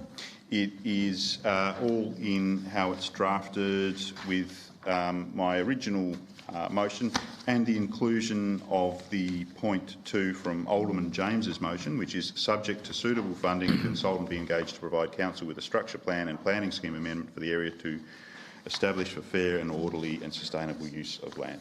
So I look forward to his contributions to the debate and working together, and I think this motion crafts a way forward for looking at an area that is of high strategic importance and has some complications that render it prudent for council to be proceeding with a structure plan.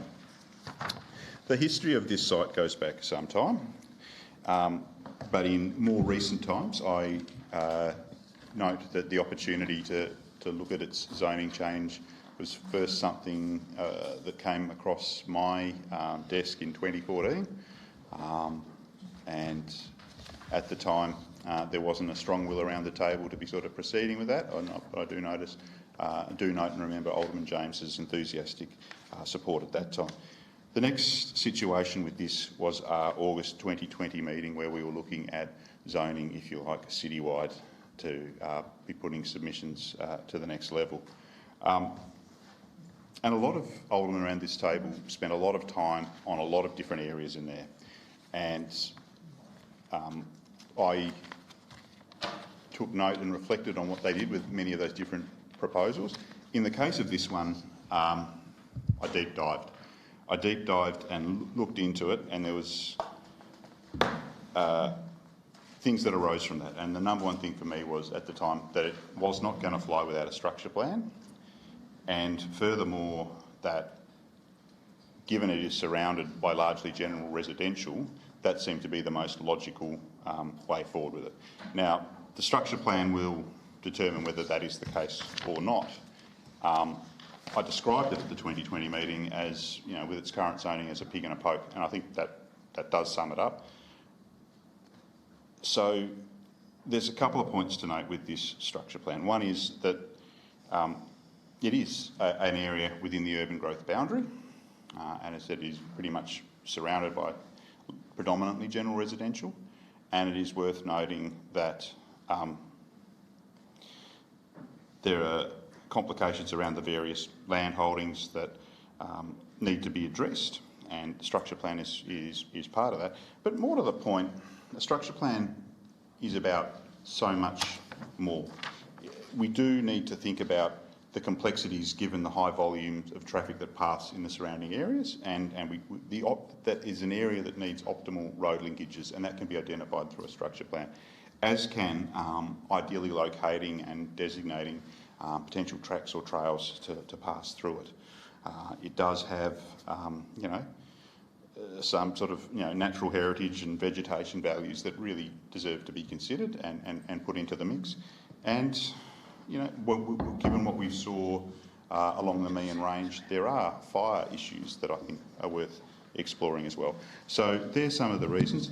Again, at the time of the 2020 meeting, I didn't support the proceeding to advance it on low-density residential. I believed it needed a structure plan, but also that it possibly wasn't the most ideal utilisation of the land. And again, there are many factors that surround a structure plan. And as I say, given that this is not a situation where it's within the urban growth boundary and just the next bit of greenfields along from an existing development, it is totally encased. It is more complicated, and a structure plan helps identify that, and it is appropriate in this instance for council to proceed and undertake it. Again, this is something that will be part of our budget deliberations, and we'll see where that results. But it's coming before you because that process ran its course and no changes were recommended in September. I seek your support, and again, I thank the support of Alderman James to try and find a way forward. Thank you, Alderman James. Yes, look, thank you, Mr Mayor, and it's a long course of events over the years, and we're not just talking about 2020.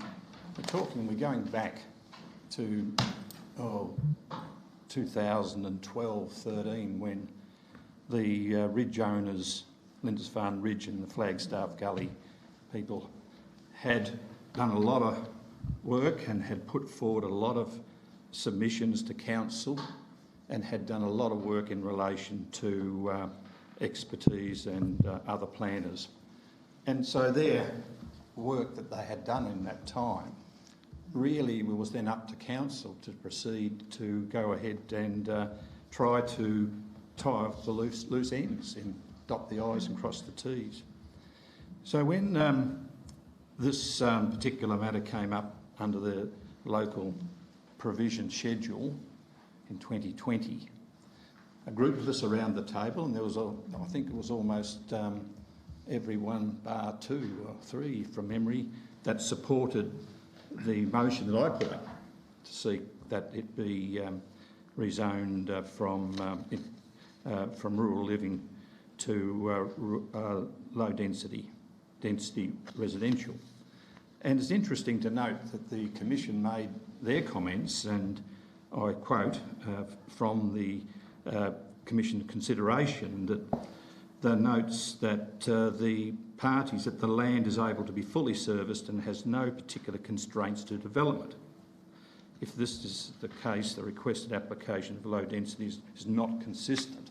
So, you know, we were talking about low density versus general residential.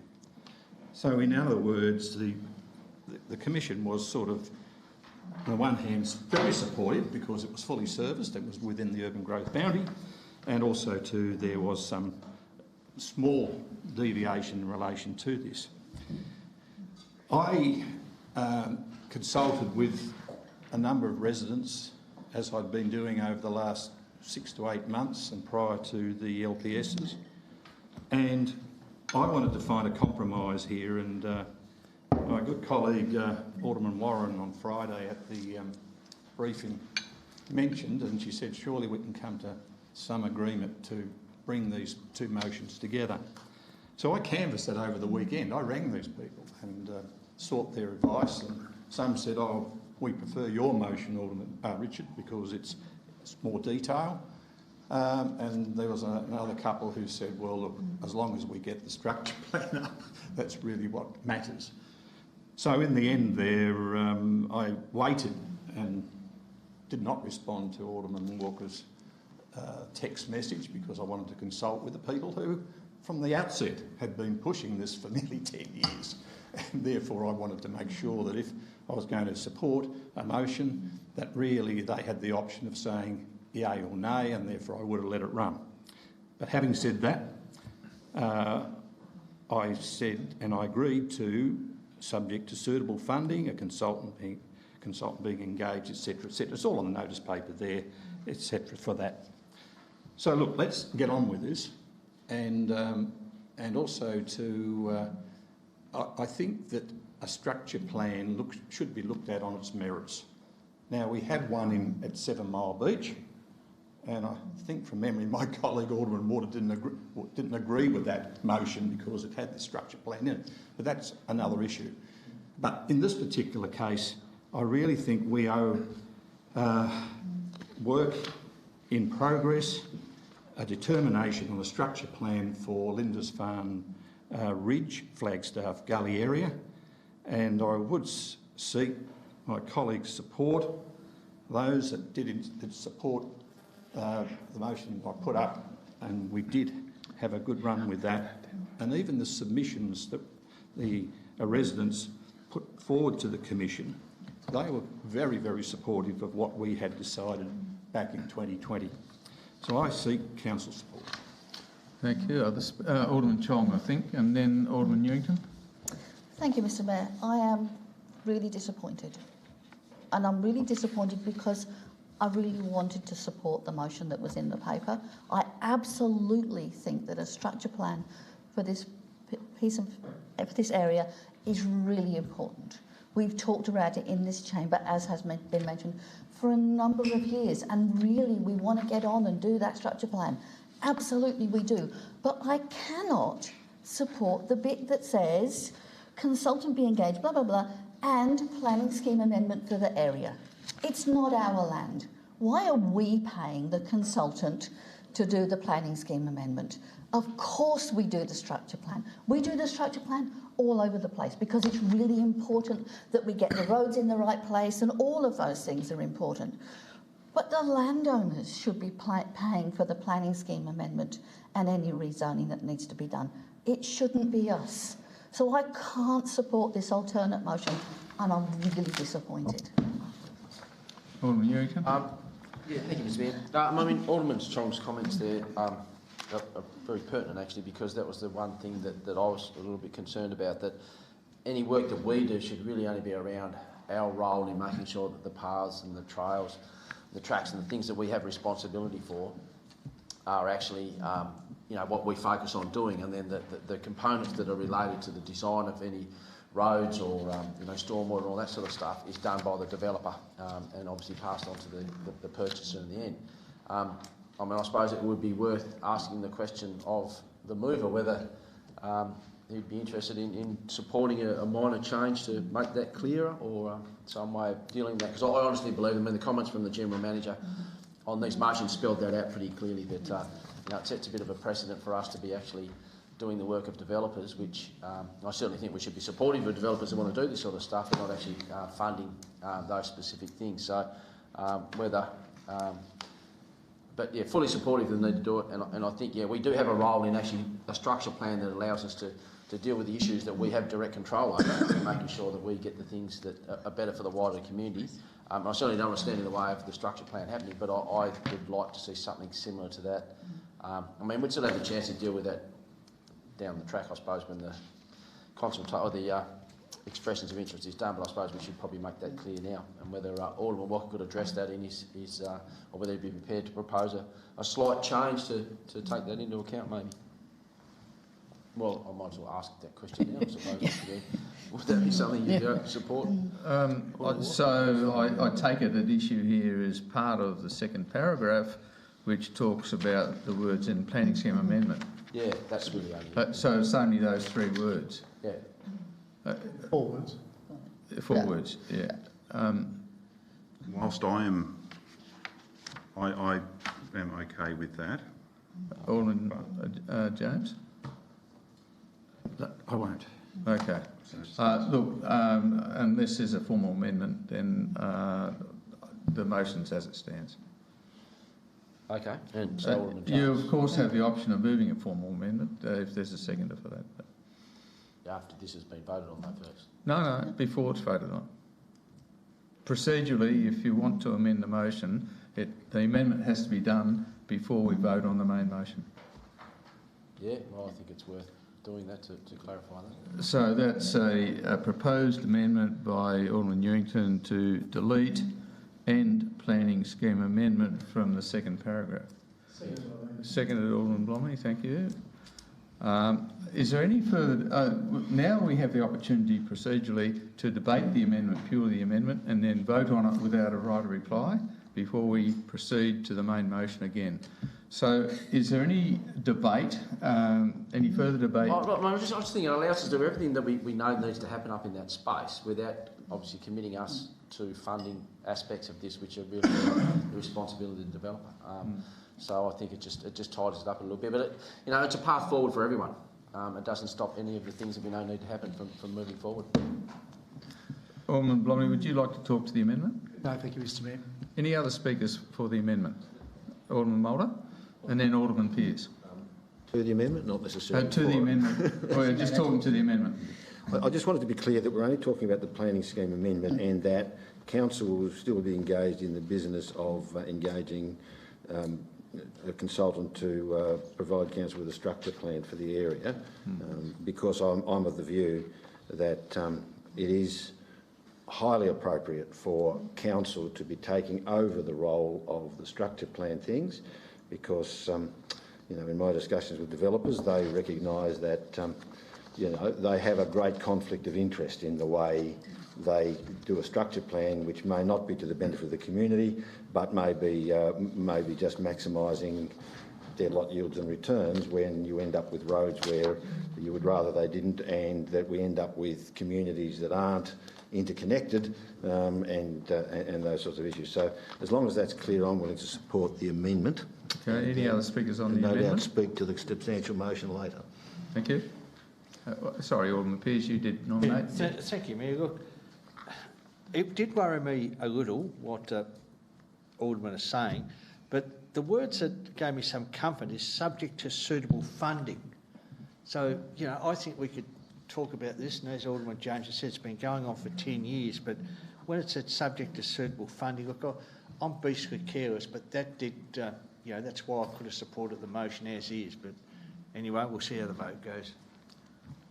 Any other? Alderman Von Berto. I'm supportive of the amendment. I refer the Alderman to the General Manager's comments where he notes that in cases where the outcome is likely to have a greater private benefit than an overriding strategic benefit to the city, it's been considered more appropriate that relevant landowners fund a rezoning application on the basis that the rezoning represented a predominantly personal opportunity for relevant landowners.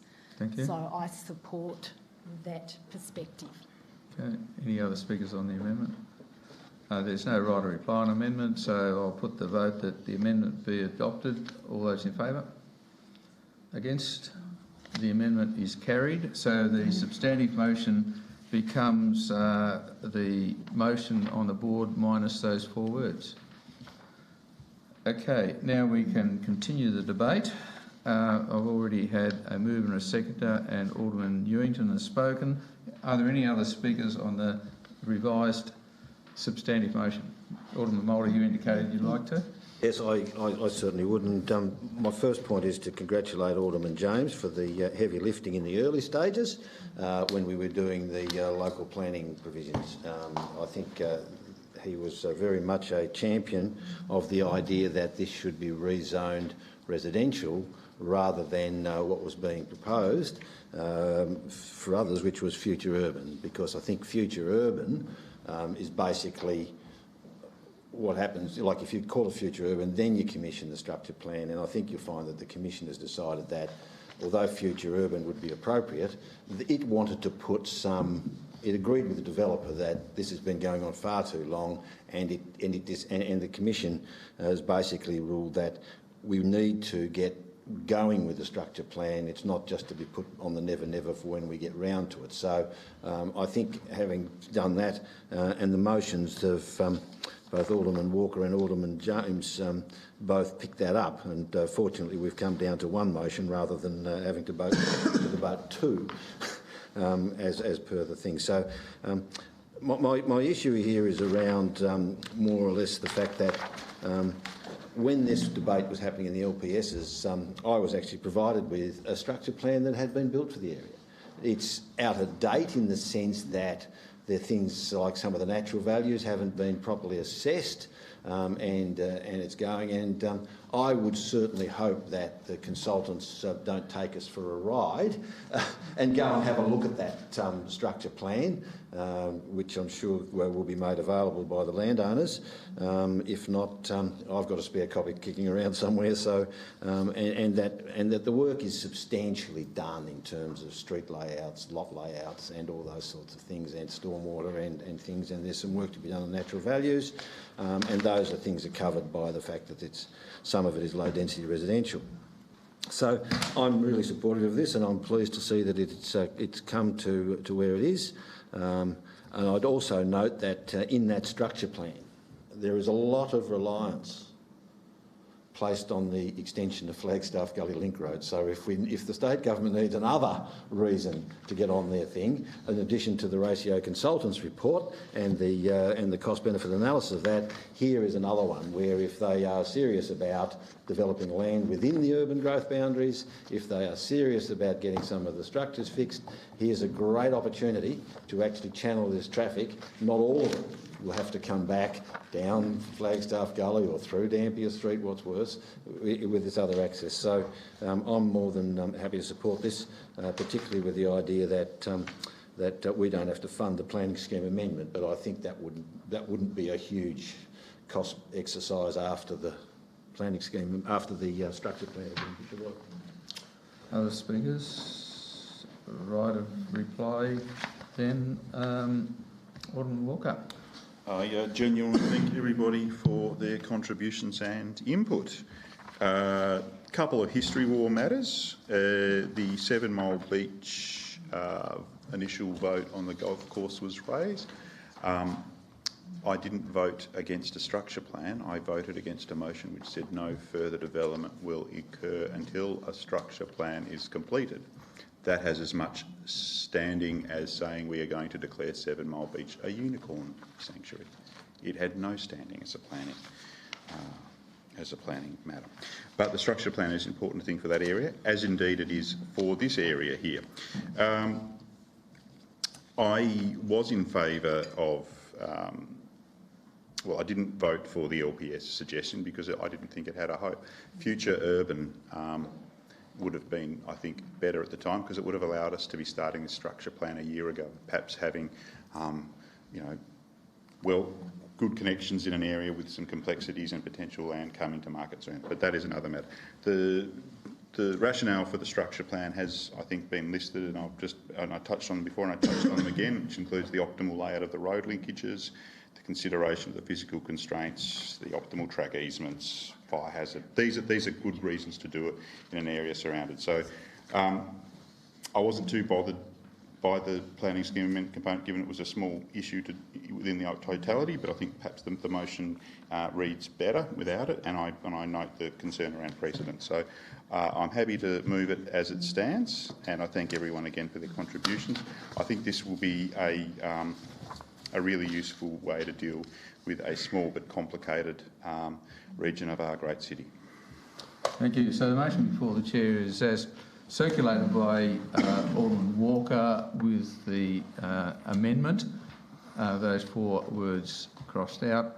All those in favour? Against? Actually, that's carried unanimously. Thank you very much. Item 8.2, is there any need to pursue with that, Alderman James? As you were, what was that? Is there any need to pursue your item 8.2? No, look, I think it wouldn't get any legs, so we'll leave it as it is. Thank you. Item 8.3, notice of motion, Alderman Blomley. Thank you, Mr. Mayor. I'll hand over to the chair for a moment. Sure. Excuse me. I move the motion setting my name, Acting Mayor. Thank you. Do I have a seconder for that, please? Alderman Burton, thank you. Yeah. Thank you, Acting Mayor. Over 2 years ago, on the 21st of October 2019 meeting of this council, in response to a grassroots community campaign, a petition with over 400 signatures, this council unanimously supported my motion that ultimately delivered last month a zebra crossing placed on a raised top platform at the intersection of Lincoln and Franklin Streets in Lindisfarne, commonly referred to as a Wombat Crossing. To our great credit, this council listened to our community. Our community was concerned with the safety of pedestrians, particularly the elderly, who attempted to cross Lincoln Street between what was then the Eastern Shore Medical Centre to Dee's, Village News and Lotto. It wasn't only the elderly who expressed concern, but also those in motorised scooters and wheelchairs and those pushing prams. It would be fair to say, Madam Acting Mayor, that there was widespread community support for action to be taken. And thanks primarily to the amazing efforts of Mrs Danielle Newstead and her husband Marcus of Dee's, Village News and Lotto, this council took decisive action and delivered a safety solution. Now, we all know that at times the wheels of government turn slowly, very slowly. However, last month, at a cost of $146,000 to Clarence ratepayers, the Lincoln Street Wombat Crossing was commissioned and has largely been warmly welcomed by residents. However, since that time, over the past few weeks, anecdotally, there have been several situations of near accidents as drivers appear unaware of the Wombat Crossing and the need to slow down upon approach. And I think it's also fair to say that a number of pedestrians have, because of the new crossing, there's been a heightened sense of security, if you like, or safety around utilising this new Wombat crossing. And sadly, on Thursday, the 2nd of December, at around 7:30 in the morning, this situation turned very dire for one lady as she was crossing the Wombat crossing. She was mowed down by a four-wheel drive that had quite an impressive bull bar on the front. And this accident resulted in very serious injury and hospitalisation, resulting, among other matters, the need for a hip replacement. I was there, as were a number of other residents, shortly after. Paramedics were there. TASPOL were doing their wonderful job as well. It was just a very sad situation. However, tonight we're not here to apportion blame, but rather, Madam Acting Mayor, to ensure there is appropriate signage in the lead up to the Wombat crossing on both sides of Lincoln Street, so the drivers are well aware that they are warned as they approach the Wombat crossing, so that hopefully what happened on the 2nd of December never occurs again. This motion calls for an assessment by the experts to ensure that all relevant standards are met, and importantly, that there is community engagement with both local residents and business owners to ascertain the level of support for additional safety measures. And, Madam Acting Mayor, colleagues will recall that my original motion called for the installation of solar-powered flashing lights, and that is why Part C of the motion has been included. Most importantly, this motion is about best practice, and in order to ensure we make decisions in the best interests of our residents and ratepayers, this motion calls for options to be presented to Aldermen for our consideration at a workshop as part of the budget process for the coming financial year. Mr Mayor, I seek the support of colleagues. Thank you, Alderman Blomley. Alderman von Berto, I understand you seconded the motion. Thanks, Mr Mayor.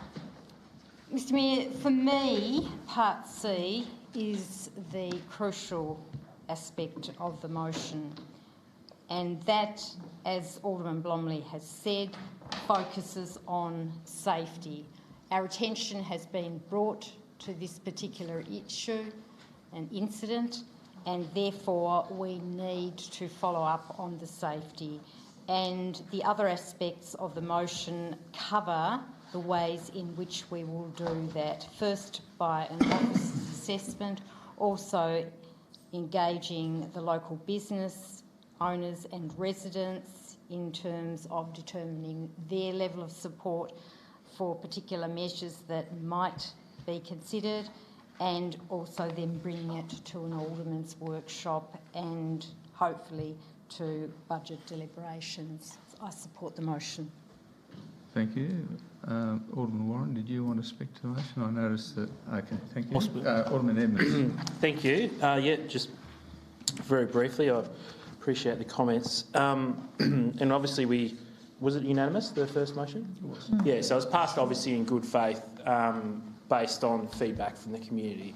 Now, if all those good intentions have led to something that hasn't got the right safety outcome, then I'm more than happy to see what comes back. And I would look forward to, as part of this, the police report, if it's done, if they were scouring the site in terms of the reasons behind it. Because, if we have made a mistake unintentionally, then we should be looking at, whether we need to do something about it. I do note, I think from memory, we were told that potentially some of those extra literal bells and whistles weren't necessary, but it's worth having a look. The only queries, obviously we've got quite a thick report done the first time around. I don't want this Wombat crossing turning into a saga, of another big report. I think if we can have a look at our own expertise in-house, as well as what the police potentially say about that incident or others, then that's fine with me. And I do note point B talks about talking to people who are there all the time. The only thing I would also say, and I obviously support this, was that there was we had a motion moved 7 weeks ago that was concerned about whether that could get into the financial year 2023 budget. So whether that's possible or not, okay, we'll see. But I'll support this motion tonight. Thank you, Alderman Mulder. These sorts of things are very regrettable. And I've spent a lifetime attending them, and you always have to look, and invariably it's driver error, not road conditions. And I think I might have made the point at the time when we were talking about pedestrian crossings and whether we had flashing lights there or not, but I think I made the point that the problem with putting a pedestrian crossing on an established street where people are used to driving through is that the pedestrians start to take risks that they don't normally do. I sat there the other day and I watched, whilst I was having a cup of coffee at a little advantage spot there, and I watched about 22 people cross Lincoln Street at various points along Lincoln Street. Invariably, they park their car on the street and cross the street. And then there's a pedestrian crossing down the bottom. So, and only 2 of those people actually use the pedestrian crossing. And what happens when you get to a pedestrian crossing, particularly when there are cars parked up and there are obstructions and there are street signs, and as much as I think flashing lights won't hurt, I'm not too sure they're the solution either, because the flashing lights simply alert you to the fact there might be pedestrians crossing, but then you should be alert to that by the markings on the road anyway. So, I mean, the solution to these things is actually to run barricades up either side of the street to stop people jaywalking, and then to put traffic control signals, which means that no one has to make any judgment. When the light's green, you can drive through. When it's red, you can't. And even then, if you go and look in town, and on some of these controlled intersections, we get pedestrian accidents because people have run a red light, or a pedestrian stepped out in front of a green light, you know, which is quite often happens. So I think we're a little bit early now to be talking about, you know, what the solutions might be. It's an old story. Regrettable as each accident is, one accident does not a black spot make. So, and the police report is yet to be revealed. We don't know. The police report might say this is a terrible place for an intersection. You actually need to move it up the street or down the street where you can control them. I personally think that it would be much better on the other side of the road. I'm just saying that we're sitting here in our desire to prevent all risks from going astray, and we are going there. Now, I'm not saying that I'm opposed to any of these measures, but I think we should leave it to the traffic experts to come down and say, why was this accident was such? Was it just that the driver was totally inattentive and it wouldn't have mattered what we had there? They would have gone through. Was he distracted by his phone, in which case flashing lights wouldn't have made the slightest bit of difference? I just think it's a bit early to be talking about budget allocations. If the police report comes back and they're making some urgent requests to saying, hang on a minute, we need to fix this, this and this and this because this is just a disaster waiting to happen, I don't think we'll need to get special motions before council, and I don't think we'll need to have those sorts of debates. I think we would move pretty rapidly to implement the risk management solutions, and as we're discovering time and time again, strangely, when we need to, we can always find the money outside the formal budget process because we have those funds to do it. So I understand and I'm sympathetic towards the intent of this motion. I just think it's a little bit too early to be talking about what the solutions are until we've seen the report and until we've seen, whether the police think they are necessary. Speaker Alderman Jones. Thank you, Mr Mayor. On Friday, I did raise a couple of matters in relation to this, and I thought that if Part A was the key part of this motion, then we would be more than likely to have the experts provide us with comments, compliance with the relevant standards, and in conjunction with the police report of the 2nd December serious accident, and inform council of recommended actions. That would be the way to go. And look, let's face it, work to install the Wombat crossing began on the 13th of September 2021. And the crossing was operational in mid-November 2021. Are we a month in yet? Not quite. So look, you've got to give these sort of opportunities and work that's been done. Okay, there was a serious accident, and of course that would be addressed as in Part A of the motions before the Chair.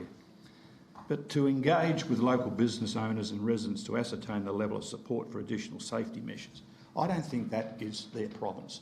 I think that needs to be addressed in Part A. And Part C, as part of that, consider options for any additional works required to deliver safety, etc. Again, that would come out of the Part A, as I would have thought would need to be addressed, and that would perhaps have a recommendation in relation to it. And of course, if Part A is the only recommendation that is put forward or was carried in this particular case, then there may be discussions with the General Manager and Mr Graham as to whether or not there's any funds that are available. And of course, we know tonight that in the General Reserve there's an unallocated amount of 350,000. So look, we may be able to tap into that if there are no funds available as a result of the assessment that's been done by the experts. So if A had been proposed and put forward, and perhaps A and D left in with the word present these recommended actions to Aldermen at a workshop as part of the 22-23 budget process on the basis of Part A, I would support that. But look, Part B and C, I won't. Thank you. Alderman Pearce. Thank you, Mayor. Look, a bit like Alderman James, but I can sort of understand why. When you cross any crossing, and I'm not talking about this incident because I haven't seen the police report, it's both the driver's responsibility to stop, as we know, and it's both the pedestrian's responsibility to look, to double check. Now, when I was growing up, crossings like that had wiggly lines going back a couple of car lengths so people knew they were coming to a crossing, because some people, and I've taught a lot of people, have just got pure tunnel vision. It doesn't matter what signs you've got on the side of the road, all they do is they look straight.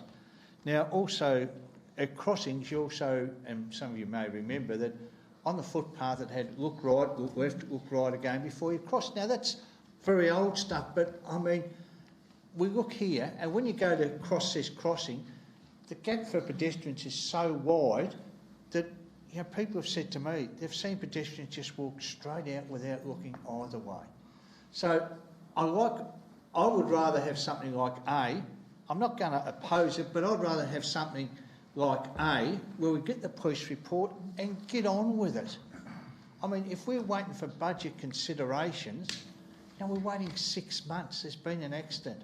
I think we should have a close look at that police report, and then if it says we should do something, I think we should get on with it, not leave it for 6 months' time. Any other speakers? Just very briefly from me, Mr Mayor, I will be supporting the motion, and I do think Part B is quite relevant, and maybe it just finishes with engage with local business owners and residents, because surely they're going to be the people that can provide the consistent feedback on what's happening on a daily basis. So I will be supporting it. Thank you. No other speakers. Right to reply, Alderman Blomley. Thank you, Mr Mayor. Mr Mayor, I thank colleagues for their contributions this evening. I think the important thing to understand here is that throughout the debate there was sort of the impression given that solutions are being proposed as part of this motion. That's certainly not the case. If you read it as it's intended to be read, which is in plain English, there's no solutions being provided there at all. It's about talking to the experts and having an assessment conducted. Once an assessment's done, you talk with local businesses and the local residents, engage with our community, and if there's a copy of the police report of the 2 December accident, we'll then look at the recommendations. It's interesting to note, Mr Mayor, that the report that we received the 31st of January of last year, prepared by Pitt and Sherry as a result of that 2019 motion, they, in their conclusion of this report, say that, interestingly, that street lighting is not adequate for the installation of a Wombat crossing, and that 2 luminaries are required to be installed on either side of the crossing. And further, under conclusion, Mr Mayor, on page 18 of this report before the extensive attachments, the existing pedestrian and vehicle volumes along Lincoln Street, the pedestrian crossing, meets the Vic Roads warrants for a zebra crossing and a zebra crossing with flashing lights. So there we have it, Mr Mayor. We've got the advice here. And that's the reason, Mr Mayor, why that was put into Part C, not as that we will do this, but looking at increased safety, such as installation of additional signs and or flashing lights, as was contained in the original motion. And here our experts, our consultants are telling us we should have flashing lights. They're not there. So, Mr Mayor, with those few observations, can I just say that if for no other reason than to avoid what happened on the 2nd of December, we should wholeheartedly support this motion, have the experts come back to us, consult with our community, and then as we sit down early next year in the budget process, look at what, if any, funds are required to rectify the situation to ensure an accident does not happen again. Thank you. So the motion before the Chair is as circulated by Alderman Blomley. All those in favour? Against? The motion is carried. Moving on to Alderman's question time. Questions on notice. We have a question from Alderman Blomley in the agenda papers. General Manager, do we have a response to that, please? Thank you, Mayor. Yes, we do. Alderman Blomley asked 4 questions on notice. I'll read each question out and then provide the answer.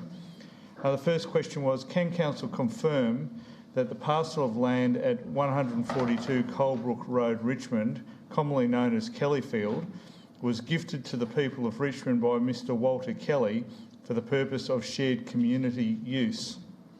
And the answer to that question is Kellyfield was purchased from Mr Robert Walter Kelly in the 1960s by the Richmond Hack and Trotting Club and was then transferred to the Crown in 1974 under the Racing and Gaming Act 1974.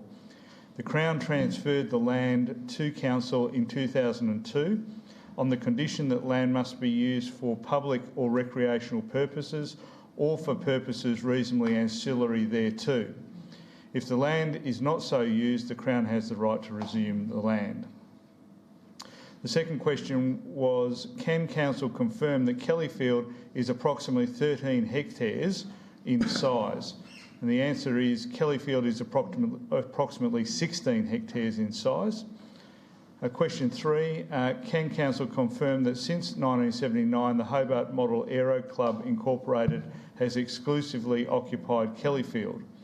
The answer to that question is Kellyfield has primarily been used by the Hobart Model Aero Club. However, it was shared with the MG Car Club in the late 1990s and early 2000s. At the time of transfer from the Crown to Council, the Hobart Model Aero Club had a lease with the Crown which transferred to Council. And the fourth question is, with Council's current lease with the Hobart Model Aero Club Incorporated due to expire on the 31st of January 2022, has Council contacted any other Richmond or Southern Tasmanian-based community or sporting organisations to ascertain if there is any interest from other organisations in utilising this 32 acres of public land? The answer to that question is no. Council has not contacted any other community or sporting organisations regarding the releasing of Kellyfield. The notice of intention to lease, in accordance with Section 178 of the Local Government Act, notifies the public, and if there are any objections, they can respond through that process. However, the flying of model aircraft is not compatible with other uses and would have to be carefully considered should other organisations be interested in the land. Thank you, Mayor. Thank you. Item 9.3, answers to questions without notice at the previous council meeting. We'll take as read. Answers are in the agenda papers. Answers, item 9.4 is questions without notice. May I start with you, please, Alderman Warren? Thank you, Mr Mayor. Just in relation to Rosny Golf Course, I understand that it's been mowed recently, but the rubbish seems to be a problem. Through you, can I ask if there are any plans to do a regular rubbish collection, much as we do on Rosny Hill? Mr Graham, are we able to respond to that, please? We certainly can through it, Mr Mayor. Thank you. Alderman James. Thank you. Two questions. Firstly, my question through you to Mr Graham. Mr Graham, have all compliance defects been addressed with relation to the Bellerive public pier and breakwater? Through you, Mr Mayor, it's under defects liability period, so the contractor has a year to rectify all defects, and we're liaising with the contractor, and these will be undertaken over this year coming. Thank you. And the second question is that there appears to be, and this is again to Mr Graham in his capacity with regard to verges and the actual high grass on council land. Will we be receiving in the new year any requests for additional funding?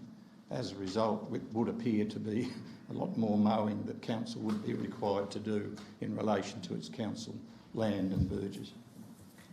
Through you, Mr Mayor, we are completing our first run, and it is highly likely that we'll be coming back to council for the need of a second run, but I'll further advise council when all the information is to me.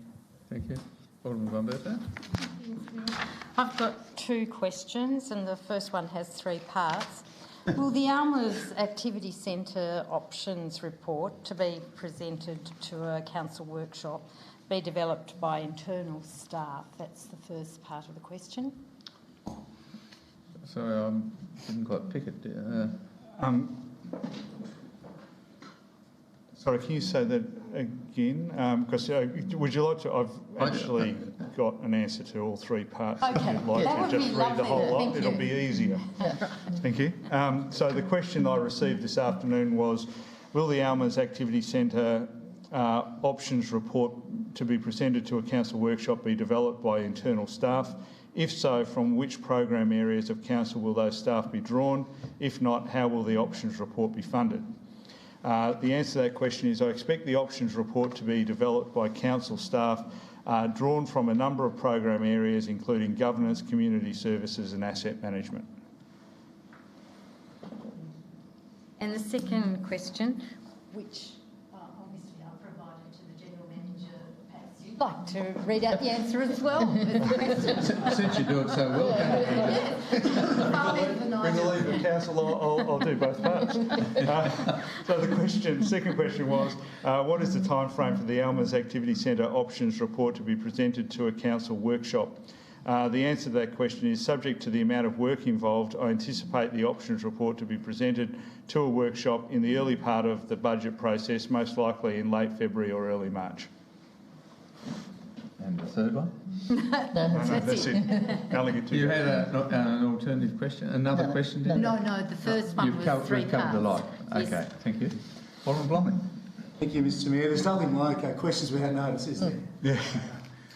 My question actually refers to questions I had on notice, and I thank the General Manager for the detailed responses he provided a few moments ago.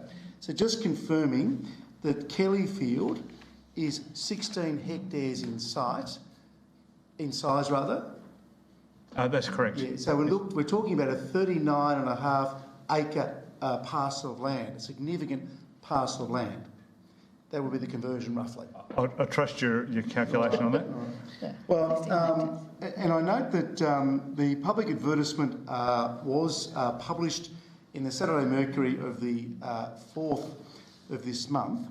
Now, no other community groups have been approached to utilise this land, and we're proposing to lock it away for 10 years, a 10-year lease with the Hobart Model Aero Club.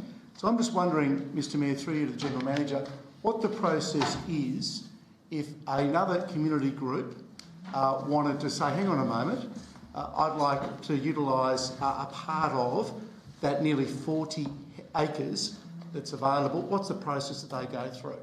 Considering that we're looking at a 31 January lease expiration date. Thank you for the question. Through you, Mayor, I'll provide an answer, but reserve the right to make some further inquiries and include some further information. But essentially the way that the section 178 of the Act works is to provide the community with an opportunity to object to a lease of public land, and this land fits into that category. So without having done any particular research in terms of the question, my answer would be that there's essentially two steps here. There would need to be an objection to the lease and an accompanying proposal for an alternative use that council could consider, and then there would need to be a process that follows that in terms of resolving any alternate proposal. So essentially, if I can maybe clarify in a different way, the Act requires us to do strictly a particular thing, which is seek objections, then bring those back to council. We would then need to decide how to deal with any objection in terms of, do you proceed with the original proposal or do you wish to do something different as a council? And if we had an alternative proposal, we would bring that to council and discuss it at a workshop as a first step. So, just my second question, just to make sure that I'm crystal clear on this. So if someone does put in an objection, puts an alternate proposal there, you would then you then come back to us through you, Mr. General Manager, because there's obviously a decision that this council's made unanimously just to extend that lease for another 10 years. So if there's an alternate proposal, you'd be duty bound to come back to this body with a recommendation. Yes, so that would happen in my mind, it would happen in two steps. There would be a discussion at a workshop to discuss the details of that and inform aldermen, and then we would need to put a recommendation to council to finalise that process under section 178 of the Local Government Act. So the other point I'd make there is that the other alternative is, if there are no objections, then council generally would delegate to me to essentially renew the lease under whatever the terms were that we proposed. So if there is an objection, then there are things to talk about at a workshop, and then ultimately the determination of how to proceed is still a report to council with a recommendation. And of course that could be amended or an alternate recommendation put forward. And part B to my second question, Mr. Mayor. With your indulgence, is it normal practice for public land like this, that's been delegated as it has, for shared public use, to be locked away for 10 years in a lease? Is there a precedent for this? I might make a comment here, and I think what's important is this is a process we adopt for all sporting clubs and other organisations in the city when their lease comes up. And so we've got a consistent process here. If there is any objection, then it is absolutely only this body, sitting as a full council, that can decide whether or not to extend the lease. So, look, if you've got any further follow-up on this, if you could take it up outside the meeting, that'd be good. Alderman Edmonds, did you have any questions? Alderman Pearce? Yes, Mayor, thank you. Mayor, we were probably never asked, but I was asked a question with the schools triathlon with Bellerive and Harrow Beach, that could the South Street Reserve car parking be opened on that day? Because apparently there are a lot of cars everywhere. Now, we were probably never asked. I've got no idea. It's a good question. Can we take that as something to consider for next year, please, Mr. Graham? Yeah, it certainly will, Mr. Mayor. And we do consider that each year in terms of whether it's needed or not. Thank you. Alderman Walker. Thank you. First question relates to the provision of recycling units for difficult to recycle items. So this is an initiative that we see in the Hobart City Council area and in Launceston, where in fact it's actually, I think, at the TAFE and the university campus as well. There's a range of small boxes for as it says, difficult to recycle items to be disposed of. So that could be like X-rays. Is that a question, Mr Mayor? Well, just give me the context, because I don't know that everyone knows. He hasn't had the longest prefix tonight, Alderman James. If we could just give him a moment more. To encourage him to set the record. That's right, Mr Mayor. So again, my question pertains to these, now that I've explained to some degree what they are. Are we looking at offering such a service, such as in our foyer here? And part B, what would be the inhibitions or the barriers for that to occur? Through you, Mr Mayor, I'll answer this in 3 parts. With no preamble, please. With no preamble whatsoever. Investigated this before through an alderman's request, and we can provide that answer to all aldermen, because we investigated what the costs were for other councils who actually make up the units. But also, Mornington Park Waste Transfer Station does have a large range of recycling options for our community to go directly to. But I'll provide Alderman with the list of what we investigated for, and it would be a matter for budget. It could be a matter for budget consideration next financial year. Thank you, Mr Graham. Second question. You might remember a special general meeting of council, a special planning meeting only last month, which went for time. My question pertains to that Boulevard site application. I raised the issue of car parking waivers was part of that, and it was put to us that there was a precedence involving 2 councils, one being Sorrel. Can I be furnished with what the Sorrel precedent was, please? We'll take that on notice and get the information to you. Yeah, thank you, Mr Mayor.